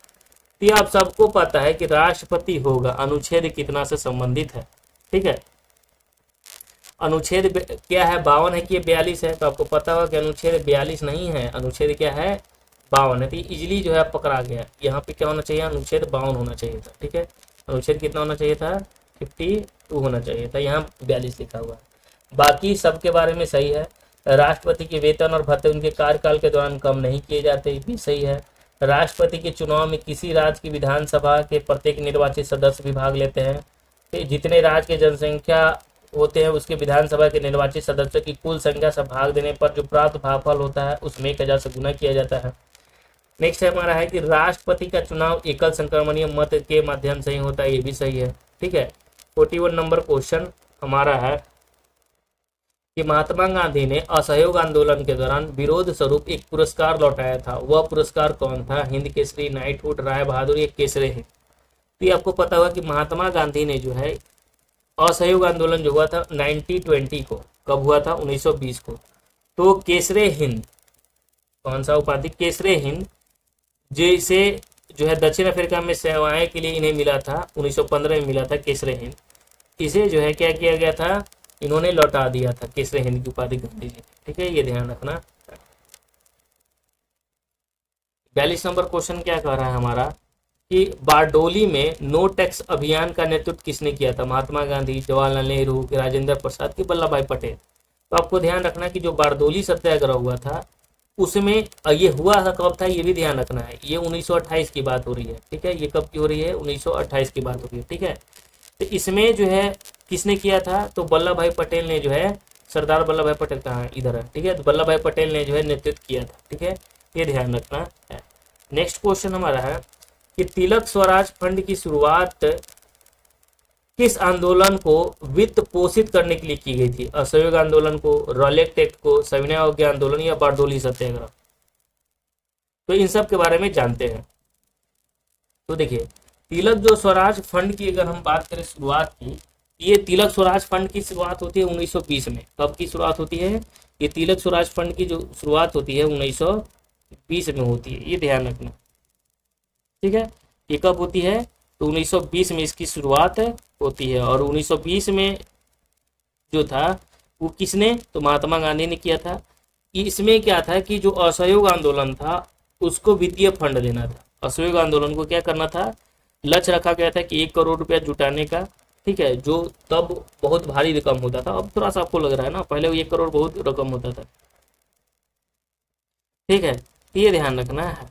जिसमें जो था राष्ट्रीय शिक्षा संस्थान या खादी का प्रचार करना था और बहुत सारे तरीके से पैसे जुटाए गए थे। तो जो तिलक स्वराज फंड की शुरुआत महात्मा गांधी ने 1920 में असहयोग आंदोलन के लिए किया था, इन्होंने ये ध्यान रखना है। अब देखिए, असहयोग आंदोलन के बारे में अगर हम बात करें तो ये जो था 1920 से 22 तक चला, 1920 to 22, ये ध्यान रखना। कब? 1920 से 22 गांधी जी ने शुरू किया और जलियांवाला बाग कांड और रॉलेट एक्ट के विरोध में शुरू किया गया था। और ये आंदोलन जो था फंड के लिए था, ये ध्यान रखना है। फिर रॉलेट एक्ट की बात करें तो ये रॉलेट एक्ट तो जो है मामला 1919 का है, ये भी आपको पता होगा, ये 1919 का है, ठीक है, जिसमें बिना ट्रायल की गिरफ्तारी की अनुमति दी जाती थी और 2 साल तक जो है कोई सुनवाई नहीं होता था। गांधी जी ने इसका विरोध भी सत्याग्रह से किया था। फिर सविनय अवज्ञा आंदोलन की बात करें तो 1930 से जो है 1934, ये ध्यान रखना है, 1930 से जो है 34 सविनय अवज्ञा आंदोलन, ये ध्यान रखना है आपको। नमक सत्याग्रह, दांडी मार्च शुरू किया था इन्होंने, ब्रिटिश कानून को तोड़ा था। बारदोली सत्याग्रह की अगर हम बात करें 1928, सरदार वल्लभ भाई पटेल, अभी हमने देखा, तो इसका आंसर क्या हो जाएगा, असहयोग आंदोलन के लिए। नेक्स्ट हमारा है 44 नंबर क्वेश्चन कि बिहार प्रांतीय किसान सभा की स्थापना कब हुई थी। तो देखिए बिहार प्रांतीय जो था किसान सभा की स्थापना जो हुआ था वो 1929 में हुआ था, लेकिन आपको तो मिलेगा ही नहीं कि बिहार जो प्रांतीय प्रोविजनल जो किसान सभा था इसकी स्थापना कब हुआ था, 1928 में, लेकिन ऑप्शन में है ही नहीं 1929। तो यहाँ पे 1928 या कभी कभी 1929 भी आपको देगा, तो ये आपको हिचकना नहीं है, ठीक है, ये ध्यान रखना है, बिहार में हुआ था। और नेता कौन थे, तो जो बिहार प्रांतीय किसान सभा के नेता थे वो सहजानंद सरस्वती थे, ठीक है, ये ध्यान रखना है। जो जमींदारी पता था, लगान वृद्धि था, इन सबको रोक करना था, ये ध्यान रखना है। कौन थे, सहजानंद सरस्वती, सहजानंद सरस्वती, यही नेता थे, ठीक है, ये ध्यान रखना है। चलिए आगे देख लेते हैं हम लोग next question 45 number, Netaji Subhash Chandra Bose ने किस वर्ष फॉरवर्ड ब्लॉक की स्थापना की थी। तो देखिए 1942 में इन्होंने जो है फॉरवर्ड ब्लॉक की स्थापना की थी, 1939 में की थी, तो ये ध्यान रखना, यहाँ पे गलत कीजिएगा, 1939 में किया था, ठीक है। और ये कहाँ पे किया था इन्होंने, कोलकाता में किया था, कहाँ पे, तो कोलकाता में इन्होंने किया था, ठीक है, ये ध्यान रखना। और उस समय जो कांग्रेस के अध्यक्ष भी थे सुभाष चंद्र बोस, ठीक है, लेकिन गांधी जी और कांग्रेस की रूढ़िवादी धरों से उनका क्या था, टकराव था। तो नेताजी सुभाष चंद्र बोस ने फॉरवर्ड ब्लॉक की स्थापना 1942 में ना 1949 में किया था, अब 1939 में किया था, ये ध्यान रखना है। 46 नंबर क्वेश्चन है कि प्रसिद्ध कोमागाटा मारू घटना किस देश से संबंधित है। ये आपको पता होगा कि ये जापान से संबंधित है, यूएस से संबंधित है, किससे संबंधित है, तो जो कोमागाटो मारू है ना, एक जापानी स्टीमर था, ठीक है, जिसमें लगभग 376 भारतीय थे और ज्यादातर सिख थे, ठीक है, जो ब्रिटिश भारत से कहाँ बसना चाहते थे, तो कनाडा बसना चाहते थे, ये ध्यान रखना है। लेकिन जो है जहाज वैंकूवर पहुंचा और वहां यात्रियों को उतरने नहीं दिया गया और 2 महीनों तक समुद्र में रुका गया था, और बाद में ये जो जहाज था भारत लौटाया गया और यात्री कोलकाता पहुंचे तो ब्रिटिश पुलिस ने गोली चलाई, ठीक है, जिसे बुडगे बुडगे की घटना भी कहा जाता है और जिसमें कई लोग मारे गए। ये जो कोमागाटो मारू घटना है ये जापान की है, ये ध्यान रखना है, जापान से संबंधित है। नेक्स्ट है 47 नंबर क्वेश्चन, इल्बर्ट बिल विवाद किससे संबंधित है। तो इल्बर्ट बिल विवाद आपको पता होगा कि शैक्षिक सुधार है या भूमि राजस्व नीति है या न्यायपालिका में नस्लीय भेदभाव है। तो ये जो इल्बर्ट बिल है ना, वो न्यायपालिका में जो नस्लीय भेदभाव है, ठीक है, इल्बर्ट बिल कंट्रोवर्सी क्या था, 1883 की बात है, इल्बर्ट बिल विवाद, ये ध्यान रखना है, 1883 की, ये भी आपसे क्वेश्चन पूछ सकता है। तो इस बिल को जो तैयार किया था सर कॉटनी इल्बर्ट ने तैयार किया था, इनका नाम ही था, ठीक है। तो इसका बिल का उद्देश्य क्या था कि जो भारतीय मजिस्ट्रेट या जो जज होते थे वो उनको अधिकार देना कि जो यूरोपीय नागरिकों के मुकदमे की सुनवाई कर सके, यानी यूरोपीय यानी ब्रिटिश नागरिकों को जो है मुकदमों की भी सुनवाई कर सकते। तो विवाद क्यों हुआ, क्योंकि गोरे अंग्रेज को यह मंजूर नहीं था कि काले भारतीय जज जो है गोरे आदमी का केस सुने। वो चाहते थे ना कि जो गोरे लोग हैं वही गोरे जो है लोगों को क्या करें, मतलब जो है मुकदमा का जो भी सुनवाई चुके, ये काले लोग नहीं सुनवाई कर सकते, यानी काले जो जज हैं वो नहीं कर सकते थे। यानी न्यायपालिका में नस्लीय भेदभाव के था। जैसे हम कहने का मतलब क्या है कि अब देखिए जैसे दो अब जज होता था कई प्रकार, जैसे भारतीय भी जज होते थे, ब्रिटिश के जज होते थे। तो ब्रिटिश जो अपराधी होता था, ब्रिटिश में जो भी न्यायपालिका से रिलेटेड होता था, इनका डिमांड था ना कि जो काले लोग हैं यानी जो भारत के जो जज है ना वो हमें नहीं सुनवाई दे, हमें जो है गोरे लोग ही सुनवाई दे, ठीक है, यही इल्बर्ट बिल था। तो न्यायपालिका में नस्लीय भेदभाव से संबंधित था, 1883 का ये मामला है, ये ध्यान रखना है। नेक्स्ट है क्वेश्चन कि भारतीय स्वतंत्रता लीग की स्थापना जो है किसने की थी। तो देखिए भारतीय स्वतंत्रता लीग की जो स्थापना की अगर हम बात करें तो किसने की, तो 1920 के दशक में ही हुआ था, ठीक है, ये ध्यान रखना है। और किसने किया, ये बहुत इंपॉर्टेंट है कि ये किया किसने, तो नेताजी सुभाष चंद्र बोस ने किया था। कब किसने किया था, नेताजी सुभाष चंद्र बोस ने किया था, नेक्स्ट है 49 नंबर क्वेश्चन। क्या कह रहा है कि 1923 में बिहार में स्वराज दल की स्थापना किसने की। तो इतना अच्छा अच्छा क्वेश्चन पूछा गया है कि क्या ही कहें। बिहार में जो स्वराज दल की स्थापना हुआ था वो कब हुआ था, 1923 में, ये तो दिया हुआ है। जो चित्तरंजन दास थे और मोतीलाल नेहरू थे, कौन थे, तो स्वराज दल की स्थापना करने वाले थे वो कौन थे, चित्तरंजन दास और मोतीलाल नेहरू थे। लेकिन बिहार की अगर हम बात कर रहे हैं तो श्री कृष्ण सिंह थे। कौन थे, श्री कृष्ण सिंह थे, अनुग्रह नारायण भी थे और यदुनंद शर्मा भी थे। ठीक है, ये ध्यान रखना। तो बिहार में इसके गठन और संगठन के लिए कौन कौन थे ये ध्यान रखना है। श्री कृष्ण सिंह, अनुग्रह नारायण सिंह और यदुनंद शर्मा थे। लेकिन स्वराज दल की स्थापना का श्रेय जो है श्री कृष्ण को जाता है, ये ध्यान रखना है। 50 नंबर क्वेश्चन हमारा है कि सच्चिदानंद सिन्हा द्वारा संपादित बिहार स्थित किस समाचार पत्र ने राष्ट्रवादी विचारों को फैलाने में महत्वपूर्ण भूमिका निभाई। The Indian mirror, the search light, the leader की यंग इंडिया। और इनके लेखक कौन है ये भी हम लोग देख लेते हैं। तो देखिए, जो सच्चिदानंद सिन्हा थे वो संविधान सभा के जो सबसे बुजुर्ग थे सदस्य, यानी अस्थायी कौन थे, तो सच्चिदानंद सिन्हा थे। तो इनके द्वारा बिहार में एक संपादित था समाचार पत्र जिसका नाम था सर्च लाइट। क्या नाम था, द सर्च लाइट। तो इनके संपादन जो थे ये समाचार पटना बिहार में निकला था, ये ध्यान रखना है। अब देखिए, इंडियन मिरर के आपसे पूछे कि इंडियन मिरर की कौन है भाई, तो ये कोलकाता से प्रकाशित हुआ था, देवेंद्रनाथ टैगोर ने किया था। किसने किया था, देवेंद्रनाथ टैगोर ने। ठीक है, और ये बंगाल में राष्ट्रवाद फैलाने के लिए किया गया था। द लीडर की बात करें तो मदन मोहन मालवीय, ठीक है, इलाहाबाद से। और ये जो है CY चिंतामणि बाद में इन्होंने किया था। फिर उसके बाद यंग इंडिया जो है महात्मा गांधी अहमदाबाद से इन्होंने किया था, महात्मा गांधी ने। तो द इंडियन मिरर हमने देखा कौन है, देवेंद्रनाथ टैगोर। द लीडर की अगर हम बात करें तो मदन मोहन मालवीय जो है इलाहाबाद से, यंग इंडिया महात्मा गांधी। ठीक है, तो ये ध्यान रखना है। अब देखिए, कुषाण वंश, शुंग वंश, गुप्त वंश और कन्नौ वंश का कालक्रम आपको पता होना चाहिए कि क्या इनका कालक्रम है। कुषाण वंश का कालक्रम क्या है, शुंग वंश का कालक्रम क्या है, गुप्त वंश का कालक्रम क्या है।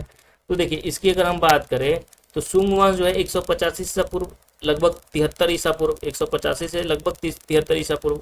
और इसकी स्थापना पुष्यमित्र शुंग ने किया था मौर्य वंश के खात्मा के बाद पाटलिपुत्र में। फिर कुषाण आया पहली शताब्दी से तीसरी शताब्दी में।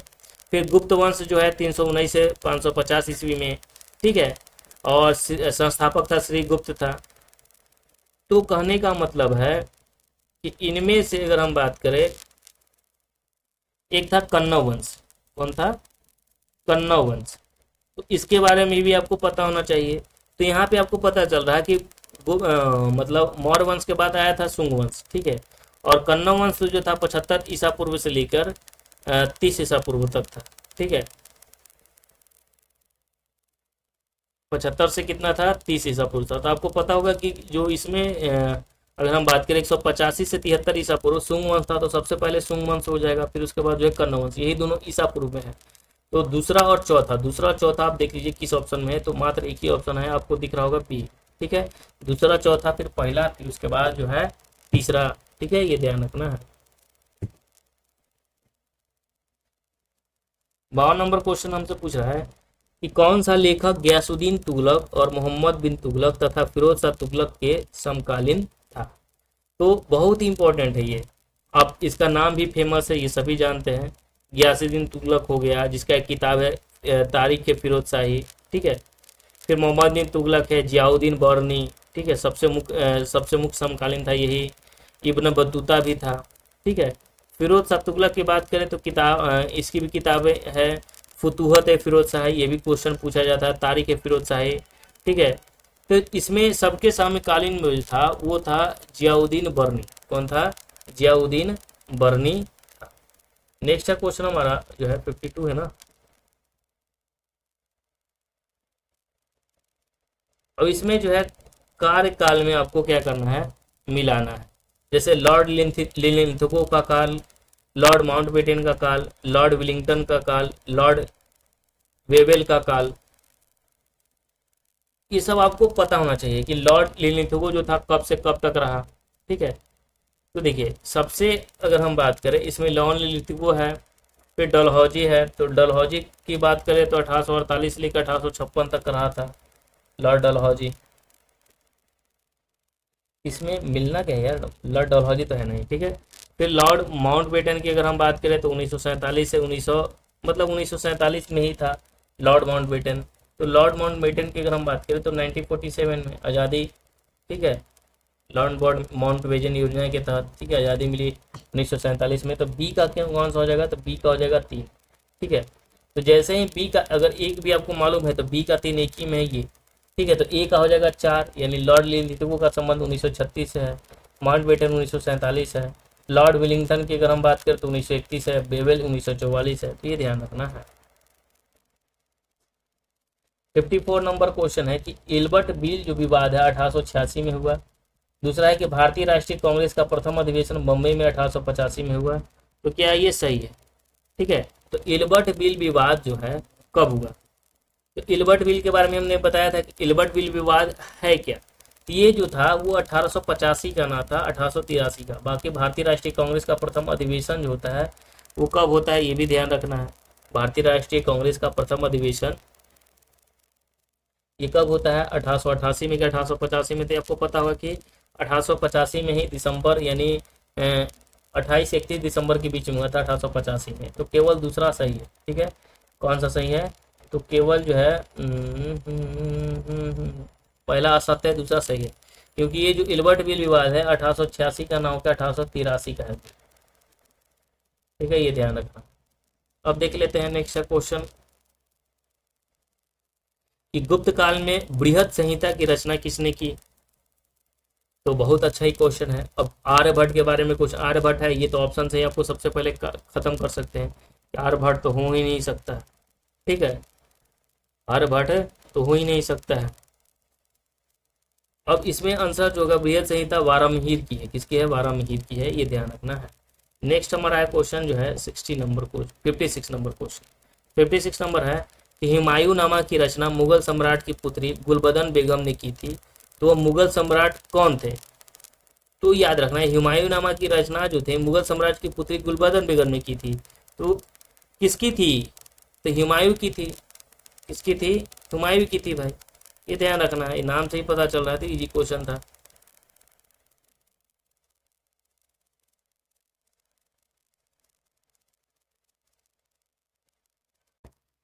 अब देखिए क्वेश्चन क्या है 57 नंबर के विचार करना है। तो देखिए सबसे पहले क्रम है, काल क्रम, कुमारगुप्त, समुद्रगुप्त, स्कंदगुप्त, चंद्रगुप्त द्वितीय। तो सबसे पहले काल जो है इसका स्कंदगुप्त का है, सबसे पुराना, ठीक है। याद रखना स्कंदगुप्त हो जाएगा, फिर उसके बाद समुद्रगुप्त होगा, फिर उसके बाद कुमारगुप्त का, फिर चंद्रगुप्त द्वितीय विक्रमा, ये ध्यान रखना। चलिए आगे क्वेश्चन देख लेते हैं हम लोग 58 नंबर क्वेश्चन। 58 नंबर क्वेश्चन क्या कह रहा है कि मथुरा मूर्ति कला शैली किसके शासनकाल में प्रारंभ हुई। तो देखिए मथुरा जो मूर्ति कला था वो किसके शासनकाल में, तो कुषाण के शासनकाल में। किसके शासनकाल में, कुषाण। इस समय में ये बौद्ध और जैन और हिंदू मूर्तियाँ इसमें बनाई जाती थी, इसके समय में बहुत महत्वपूर्ण, ये ध्यान रखना है, ठीक है। नेक्स्ट है क्वेश्चन हमारा कि 1880 में लॉर्ड लिटन ने सर रिचर्ड स्ट्रेची की अध्यक्षता में स्ट्रेची आयोग का गठन किया। यह किस संदर्भ में है, शिक्षा, अकाल, वित्त या विदेशी नीति। ये आपको पता होगा कि जो लॉर्ड लिटन ने, इन्होंने मतलब सर जो है रिचर्ड स्ट्रेची की अध्यक्षता में स्ट्रेची आयोग की गठन किया था, और ये साल 1880 की बात है। तो भारत में जो शिक्षा की स्थिति का अध्ययन और सुधार करने की जो है बारे में बात की गई थी। नेक्स्ट हमारा है 60 नंबर क्वेश्चन के बलबन के शासनकाल में जो है तुगरिक खां का विद्रोह कहाँ हुआ था।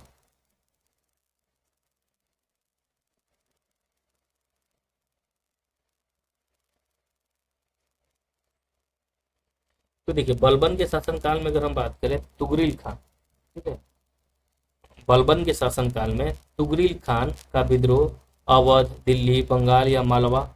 तो आपको पता होना चाहिए कि जो बलबन का शासनकाल था तो उसमें ये तो पता है कि दिल्ली के आसपास के इलाके में ही हुआ होगा, ठीक है, ये ध्यान रखना है। नेक्स्ट है क्वेश्चन 61 नंबर क्वेश्चन कि भारत में मानसून को प्रभावित करने वाले प्रमुख कारकों में कौन सा एक है। जैसे भूमध्य रेखा के पास स्थित पर्वत श्रृंखला है, हिमालय पर्वत श्रृंखला है, या पश्चिम घाटों की ऊंचाई है, या कर्क रेखा की स्थिरता। इनमें से कौन सा जो है प्रमुख कारण है जिससे भारत में मानसून को जो है प्रभावित करता है? ठीक है, तो इसमें जो है हिमालय पर्वत श्रृंखला जो मुख्य रूप से ये इंपॉर्टेंट इसमें है। ठीक है, मानसून प्रभावित करने में। ठीक है, नेक्स्ट है क्वेश्चन, क्या अरुणाचल प्रदेश और म्यांमार के बीच स्थित नहीं है कौन सा दर्रा? तो देखिए, अरुणाचल प्रदेश और म्यांमार के बीच में अगर हम दर्रे की बात करें तो कौन कौन दर्रा है? तो देखो जो है दिबांग घाटी तो वहीं पे है,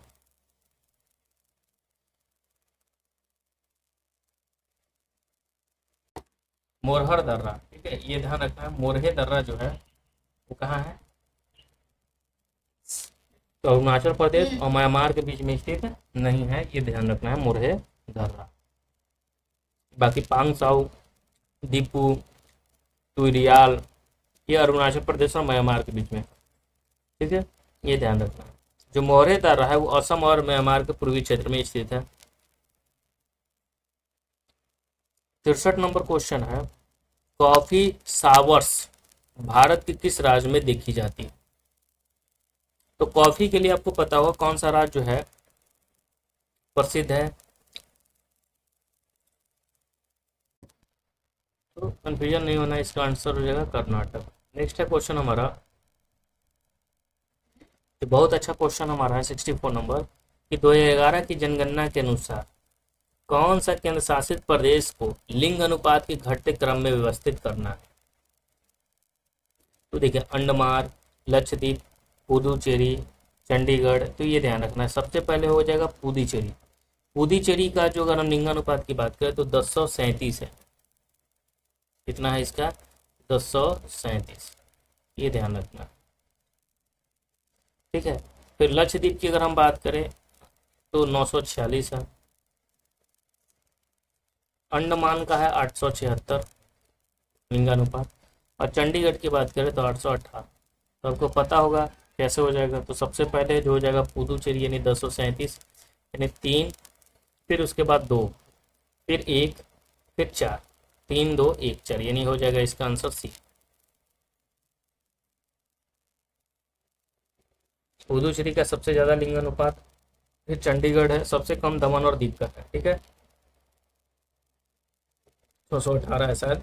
नेक्स्ट है कि भारत का सबसे लंबा, ठीक है, भारत का सबसे लंबा राष्ट्रीय जलमार्ग कौन सा है?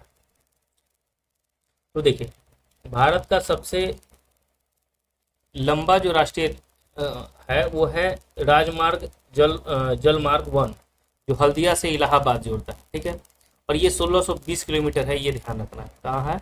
1620 किलोमीटर है, और ये गंगा नदी पर है। नेक्स्ट है क्वेश्चन हमारा, भारत में हरित क्रांति को लागू करने के पीछे मुख्य उद्देश्य क्या था? ग्रामीण क्षेत्रों का आधुनिकीकरण, देश में खाद्य यात्रों की आत्मनिर्भरता सुनिश्चित करना, ये कृषि भूमि का राष्ट्रीयकरण, या केवल निर्यात को बढ़ावा देना? तो आपको पता होना चाहिए कि जो भारत में जो हरित क्रांति हुआ था, ठीक है, उसका मुख्य उद्देश्य क्या था? ये 1960 के दशक की बात है। इसमें जो है देश में जो खाद्यान्नों की आत्मनिर्भरता जो है उसी को सुनिश्चित करने के उद्देश्य से इसको किया गया था, हरित क्रांति। ठीक है, नेक्स्ट हमारा है ग्रीन रिवोल्यूशन, जिसे हम कहते हैं। पंचपटमाली खदान किस खनिज से संबंधित है? अब देखिए, बहुत अच्छा क्वेश्चन पूछ दिया है। जो पंचपटमाली खदान है ये कोरापुट जिला उड़ीसा में पड़ता है, और हम सभी जानते हैं ये बॉक्साइट से संबंधित है। नेक्स्ट है क्वेश्चन हमारा 68 नंबर क्वेश्चन कर रहा है कि भारत में जल संसाधनों के प्रमुख स्रोतों में कौन सा स्रोत सबसे ज्यादा योगदान देता है? वर्षा जल, भूजल, झीलें और तालाब, या हिमनद और बर्फ? तो बताओ कि भारत में जो जल संसाधन है यानी जल जो है इकट्ठा होता है, तो उसका प्रमुख स्रोत क्या है? तो हम सभी जानते हैं कि 85% हिस्सा जो है मानसून से प्राप्त होता है। 85% जो है वो मानसून से यानी वर्षा जल से। ठीक है, तो इसका आंसर क्या हो जाएगा? वर्षा जल ही हो जाएगा। नेक्स्ट है क्वेश्चन हमारा 69 नंबर क्वेश्चन, कि कौन सी मृदा लोहे और एल्युमिनियम से समृद्ध होती है तथा अधिक वर्षा वाले क्षेत्रों में पाई जाती है? अब कौन सी मिट्टी है भाई?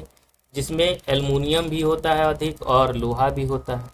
ठीक है, एल्युमिनियम और लोहा भी होता है और अधिक वर्षा वाले स्थान में पाया जाता है, तो यह पीली मिट्टी। ठीक है, ये ध्यान रखना है। नेक्स्ट है क्वेश्चन हमारा 70 नंबर क्वेश्चन। 70 नंबर क्वेश्चन है कि भारत में निम्नलिखित में से कौन से क्षेत्र जैव विविधता हॉट स्पॉट के अंतर्गत आते हैं। तो देखिए, हॉट जैव विविधता जो हॉट स्पॉट के अंतर्गत आता है हिमालय क्षेत्र। ठीक है, फिर उसके बाद है इंडो बर्मा वाला क्षेत्र। ठीक है, फिर उसके बाद है इंडो मलय वाला क्षेत्र जो सुंदरलैंड निकोबार द्वीप समूह में स्थित है। ठीक है, ये ध्यान रखना है। तो हिमालय तो पहला हो गया।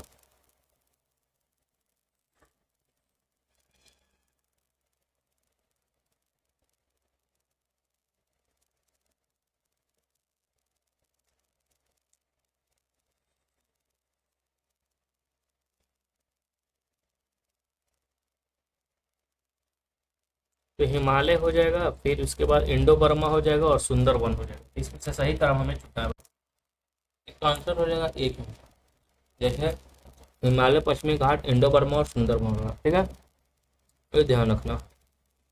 नेक्स्ट है क्वेश्चन हमारा कि राइबोसोम केंद्र है प्रकाश संश्लेषण का, प्रोटीन संश्लेषण का, ये वसा संश्लेषण का या शोषण का। तो आपको पता होगा कि जो राइबोसोम होता है वो केंद्र किसका होता है भाई। तो कोशिका का प्रोटीन कारखाना होता है, यानी प्रोटीन का संश्लेषण होता है। ठीक है, यहाँ साइंस से क्वेश्चन देख लीजिए, बहुत अच्छा क्वेश्चन है कि कुछ प्लास्टिड हैं जिन्हें एक बार ढालने पर गर्म करके नरम नहीं किया जा सकता, तो इन्हें क्या कहा जाता है। तो देखिए, कुछ प्लास्टिक है जिन्हें एक बार ढालने पर गर्म करके नरम नहीं किया जा सकता। ठीक है, तो गर्म करके नरम नहीं किया जा सकता, उसे थर्मोसेटिंग प्लास्टिक कहा जाता है। क्या कहा जाता है, thermosetting plastic.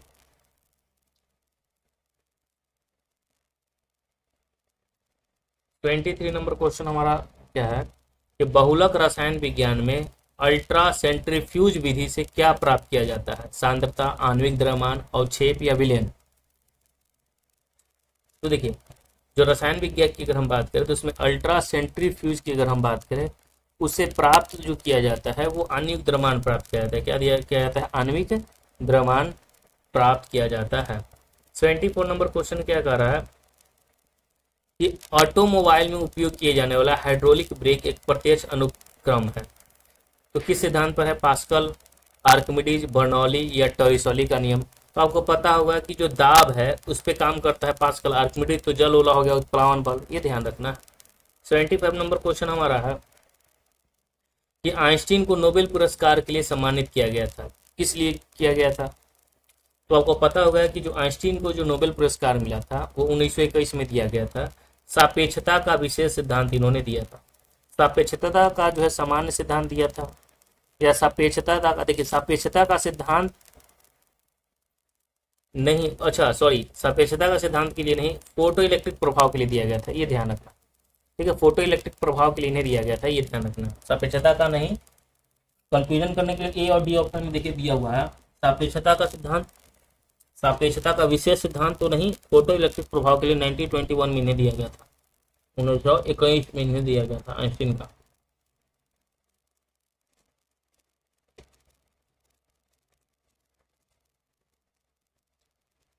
Twenty 26 number question है कि वह तापमान जिस पर सेल्सियस और फारेनहाइट का पैमाना समान रीडिंग होता है।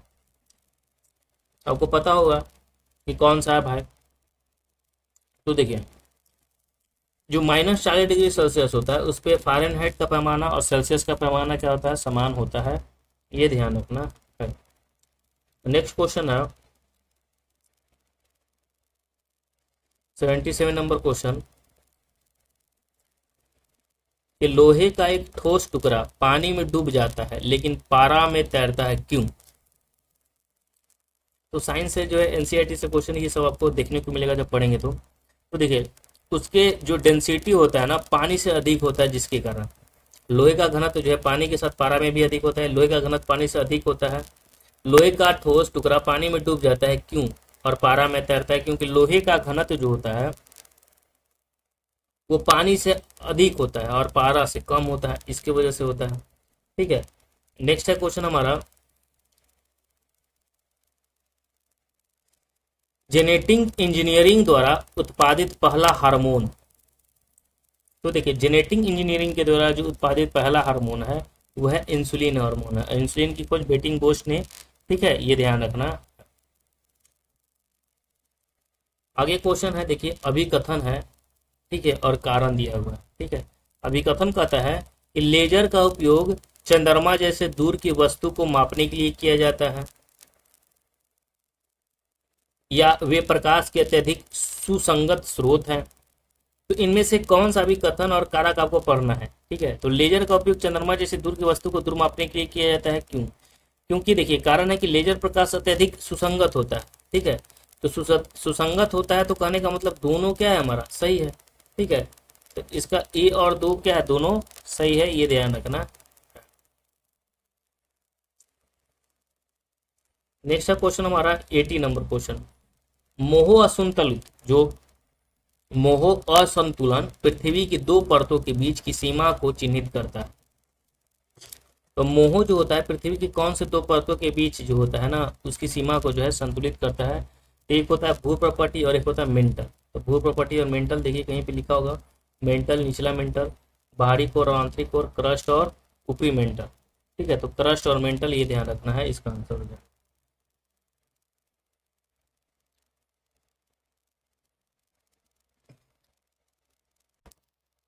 एटी थ्री नंबर क्वेश्चन है कि निम्नलिखित में से कौन सा आयन Mg+2 के साथ जो है सम इलेक्ट्रिक कहते हैं फ्लोरीन माइनस है, ठीक है। नेक्स्ट है 82 नंबर क्वेश्चन क्या है कि पाई बॉन्ड का निर्माण कौन से ओवरलैप द्वारा किया जाता है। अब देखिए पाई बॉन्ड जो है, ठीक है, तो अगर हम आपसे पूछ दे कि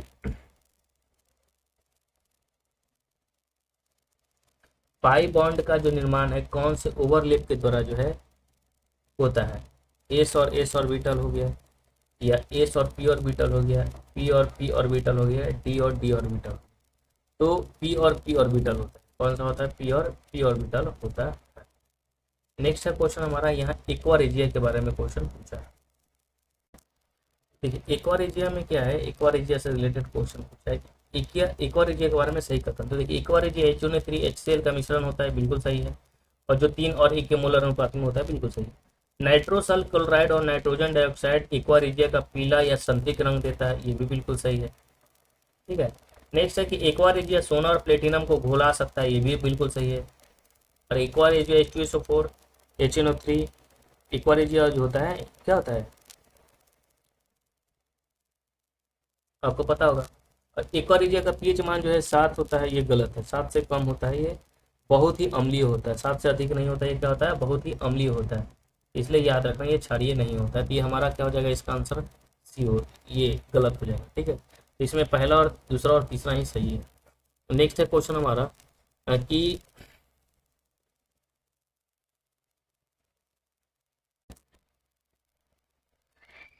निम्नलिखित में से कौन सा जो है धातु गुच्छा का उदाहरण है। तो इसमें से धातु गुच्छा का उदाहरण क्या है, Fe3CO हॉल मतलब 12 हो जाएगा, ठीक है। मेटल क्लस्टर होता है ये ध्यान रखना है। 85 नंबर क्वेश्चन क्या कर रहा है कि तनाव और चिंता के उपचार में उपयोग की जाने वाली दवाओं को क्या कहा जाता है। तो देखिए जब तनाव आएगा, चिंता आएगा, तब उसमें जो इस्तेमाल किया जाता है वो है ट्रैंक्विलाइजर्स। क्या होता है, इस्तेमाल किया जाता है ट्रैंक्विलाइजर जो इस्तेमाल किया जाता है। 86 नंबर क्वेश्चन है, साइंस का क्वेश्चन तो भयंकर है भाई। मुक्त मध्यवर्ती कण को आसानी से कैसे पहचाना जा सकता है। तो देखिए जो मुक्त मध्यवर्ती कण होता है उसको आसानी से पहचाने यूवी विजिबल स्पेक्ट्रोस्कोपी के द्वारा या एनएमआर के द्वारा, ठीक है। तो जो मुक्त मध्यवर्ती कण है, ठीक है, ये ध्यान रखना है।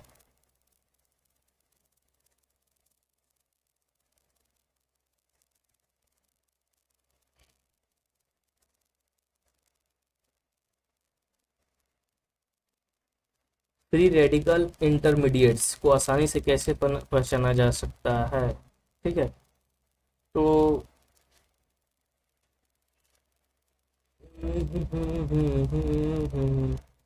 ESR स्पेक्ट्रोस्कोपी के द्वारा, ये हो सकता है। ये सारा स्पेक्ट्रोस्कोपी, जैसे इसको हम कहते हैं क्या, ये सारा स्पेक्ट्रोस्कोपी को हम कहते हैं इलेक्ट्रॉन स्पिन रेजोनेंस, इसका उपयोग करके, या कभी कभी ईपीआर का भी इस्तेमाल किया है, लेकिन ऑप्शन में ईपीआर तो है नहीं, तो ये सारे इसका आंसर हो जाएगा।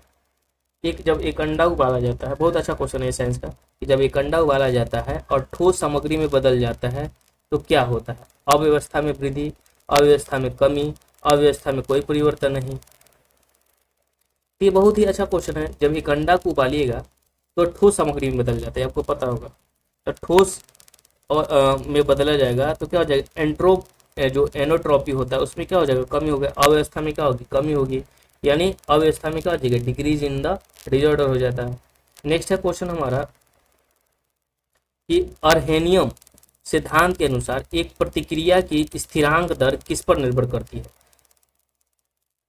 तो आपको पता होगा कि जो अर्हेनियम का सिद्धांत था, ठीक है, उसके अनुसार अगर हम बात करें तो तापमान पर या दर स्थिरांक पर या अभिकारकों की प्रारंभिक सांद्रता पर, तो देखिए सबसे पहले अगर हम बात करें इसकी, अर्हेनियम का जो सिद्धांत अनुसार के अनुसार है, किसी प्रतिक्रिया की दर जो होता है ना, स्थिरांक मुक्त तापमान, सक्रिय ऊर्जा और निर्भर करता है। ठीक है, तो कहने का मतलब है इसका तापमान पर भी निर्भर करता है, टेम्परेचर पर भी जो है निर्भर करता है, रेट कांस्टेंट होता है तो उस पर भी निर्भर करता है। तो तापमान इसका जो है एक्यूरेट आंसर हो जाएगा। लेकिन प्रतिक्रिया के समय पर भी करता है, ठीक है, अभिकारकों के प्रारंभिक सांद्रता पर भी, तो इनमें से सभी इसका आंसर हो जाएगा। 89 नंबर क्वेश्चन हमारा है कि एक अल्फा कण वास्तव में क्या क्या होता है? एक हीलियम आइसोटोप, 2 बार आयनित हीलियम नाभिक, 1 बार आयनित हीलियम नाभिक, इलेक्ट्रॉनों से रहित हाइड्रोजन परमाणु। तो देखिए जो अल्फा कण होता है, ठीक है, एक अल्फा जो कण होता है वास्तव में जो होता है वो क्या होता है? ये वास्तव में होता है 2 बार आयनिक हीलियम नाभिक होता है। ठीक है, ये ध्यान रखना। नेक्स्ट है 90 नंबर क्वेश्चन। ठीक है, ये पूछ रहा है क्वेश्चन ना कि बाईसाइक्लिक नहीं, इनमें से कौन सा जो है बाईसाइक्लिक नहीं है? तो देखिए बाईसाइक्लिक की अगर हम बात करें, निम्नलिखित में से कौन सा जो अणु जो है बाईसाइक्लिक नहीं है? तो ए बी सी डी, इनमें से 4 ऑप्शन दिया है, इनमें से कौन सा जो है बाईसाइक्लिक नहीं? वे जिनमें 2 विष्ट होते हैं, ब्राइज रिंग्स होते हैं, वो होता है बाईसाइक्लिक यौगिक होता है। ठीक है, तो आप इसमें देख रहे होंगे डी नंबर जो है ये बाईसाइक्लिक भी नहीं है। ठीक है, बाकी सब तो बाईसाइक्लिक ही है। नेक्स्ट हमारा है 91 नंबर क्वेश्चन। निम्नलिखित में से कौन सा एक पौधा हार्मोन है? इंसुलिन, थायरोक्सिन, साइटोकाइनिन या एस्ट्रोजन? अब इसके बारे में पता है इंसुलिन क्या पौधा हार्मोन है? आपको पता होगा कि इंसुलिन पौधा हार्मोन नहीं है, थायरोक्सिन पौधा हार्मोन नहीं है, साइटोकाइनिन है। ठीक है, नेक्स्ट हमारा है 92 नंबर क्वेश्चन कि मस्तिष्क जिम्मेदार है सोचने के लिए, हृदय की धड़कन को नियंत्रित करने के लिए, शरीर की संतुलन बनाए रखने के लिए, या उपरोक्त सभी? तो देखिए मस्तिष्क जो जिम्मेदार होता है, अगर आप सोचिएगा कि मस्तिष्क तो सोचता भी है भाई, ठीक है, फिर उसके बाद हृदय की धड़कन को भी नियंत्रित किए रखता है और शरीर को संतुलन भी बनाए रखता है, तो इसका आंसर क्या हो जाएगा? उपयुक्त सभी हो जाएगा। नेक्स्ट है क्वेश्चन हमारा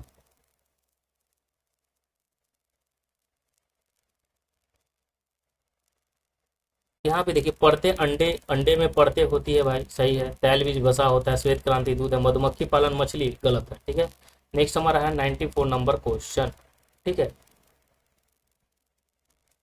कि विकासवादी दृष्टिकोण से हमारा अधिक साम्य है एक चीनी स्कूल लड़के से, एक चिंपैंजी से, एक मकड़ी से, या एक जीवाणु से? तो अगर विकासवादी दृष्टिकोण की अगर हम देखें तो हम लोग जो हैं वो चिंपैंजी से 98 से 99% जो है मिलता है हम लोग का डीएनए। ठीक है, ये ध्यान रखना। 95 नंबर क्वेश्चन हमारा है निम्नलिखित में से कौन सा मवेशियां की जीवाणु जनित बीमारी है? रेबीज, काउपॉक्स, खुर और मुंह रोग, या एंथ्रेक्स?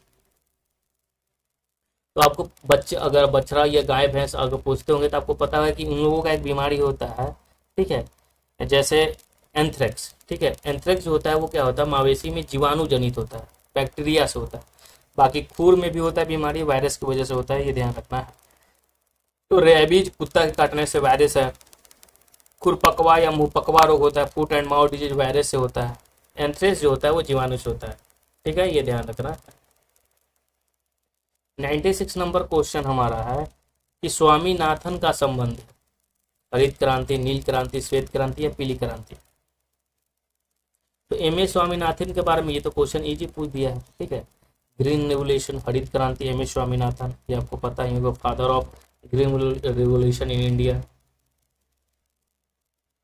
97 नंबर क्वेश्चन हमारा है कि जैविक खेती में प्रयुक्त जैव उर्वरकों में शामिल है सहजीवी और स्वतंत्र जीविक नाइट्रोजन स्थिर करने वाले बैक्टीरिया, कि नाइट्रोजन स्थिर करने वाले साइनोबैक्टीरिया, कि फास्फेट घुलनशील सूक्ष्म जीव, या उपयुक्त सभी। तो ऐसे क्वेश्चनों को हमें करना है, ठीक है। ऐसे ऐसे प्रश्न जो आपको पूछा जाएगा, तो इतना तो आसान नहीं हो जाता है, ठीक है। तो देखिए, जैविक जो खेती में उपयुक्त जैव उर्वरक शामिल होता है सहजीवी और स्वतंत्र जैविक नाइट्रोजन स्थिर करने वाले बैक्टीरिया भी, नाइट्रोजन स्थिर करने वाले साइनोबैक्टीरिया भी, और फास्फेट घुलनशील सूक्ष्मजीव भी। इसका उपयुक्त सभी आंसर इसका हो जाएगा, ठीक है। नेक्स्ट है क्वेश्चन हमारा कि लाइकेन वायु प्रदूषण के किस घटक के लिए अच्छे जैव संकेतक है। तो हम सभी जानते हैं कि जो लाइकेन होता है ना, वायु प्रदूषक में बहुत अच्छा घटक माना जाता है। वायु प्रदूषण जहाँ नहीं होगा वहाँ लाइकेन जो है बहुत अच्छी मात्रा में वहाँ निकलता है, आपको दिखने को मिलेगा। जहाँ वायु प्रदूषण होता है वहाँ ये दिखाई नहीं देता है। तो बायो इंडिकेटर है, और ये सल्फर डाइऑक्साइड के प्रति जो है बहुत संवेदनशील होता है, ठीक है। तो ये SO2 इसका आंसर हो जाएगा। 99 नंबर क्वेश्चन है कि जो पुंकेसर महत्वपूर्ण है, तो पुंकेसर में क्या होता है, दल पुंज, बीजांड, अंडप या परागकण। तो अगर हम बात करें, पुंकेसर जो होता है महत्वपूर्ण होता है, ठीक है। तो पुंकेसर में क्या होता है, तो पुंकेसर में होता है परागकण होता है, ठीक है, ये ध्यान रखना है। जैविक खेती में शामिल नहीं है जैव उर्वरक, रासायनिक उर्वरक, जैव कीटनाशक या फल चक्रण।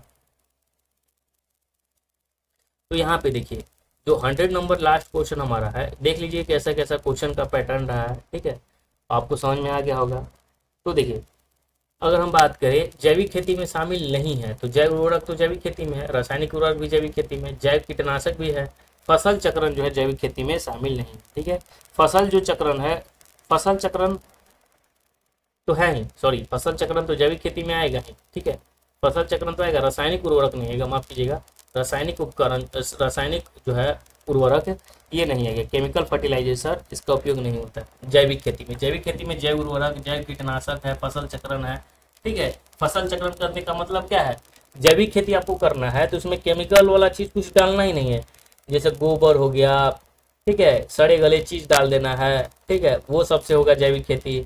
जैविक कीटनाशक हो गया। फसल चक्रण मतलब एक ही बुआई को बार बार रिपीट ना करके अलग अलग फसलों को रोपने से भी, ठीक है, फसल चक्रण भी करना है, लंबे समय तक जमीन को भी छोड़ देना है, ये सब होता है, ठीक है। तो जैविक खेती का शामिल है होता है। तो 100 क्वेश्चन यहाँ हमने क्या किया, कंप्लीट किया। अब हम लोग जो है BPSC के द्वारा और बहुत सारे पेपर हुए हैं हाल फिलहाल में, उन सभी को हम लोग कर लेते हैं। तो चलिए, ये हमारा जो है हमने इसको कंप्लीट किया। तो वीडियो अच्छा रहा होगा तो वीडियो को लाइक और चैनल को सब्सक्राइब कर लीजिएगा, ताकि जितने सारे एनालिसिस और घटना चक्र से लेकर सभी आपको उपलब्ध करा दिए इसी चैनल पे। तो चैनल को सब्सक्राइब कर लीजिएगा, आपके लिए बहुत ही महत्वपूर्ण होगा, ठीक है, क्योंकि जो भी कंटेंट मिलेगा फालतू का हम इस पे अपलोड नहीं करते हैं। तो जय हिंद, राम राम।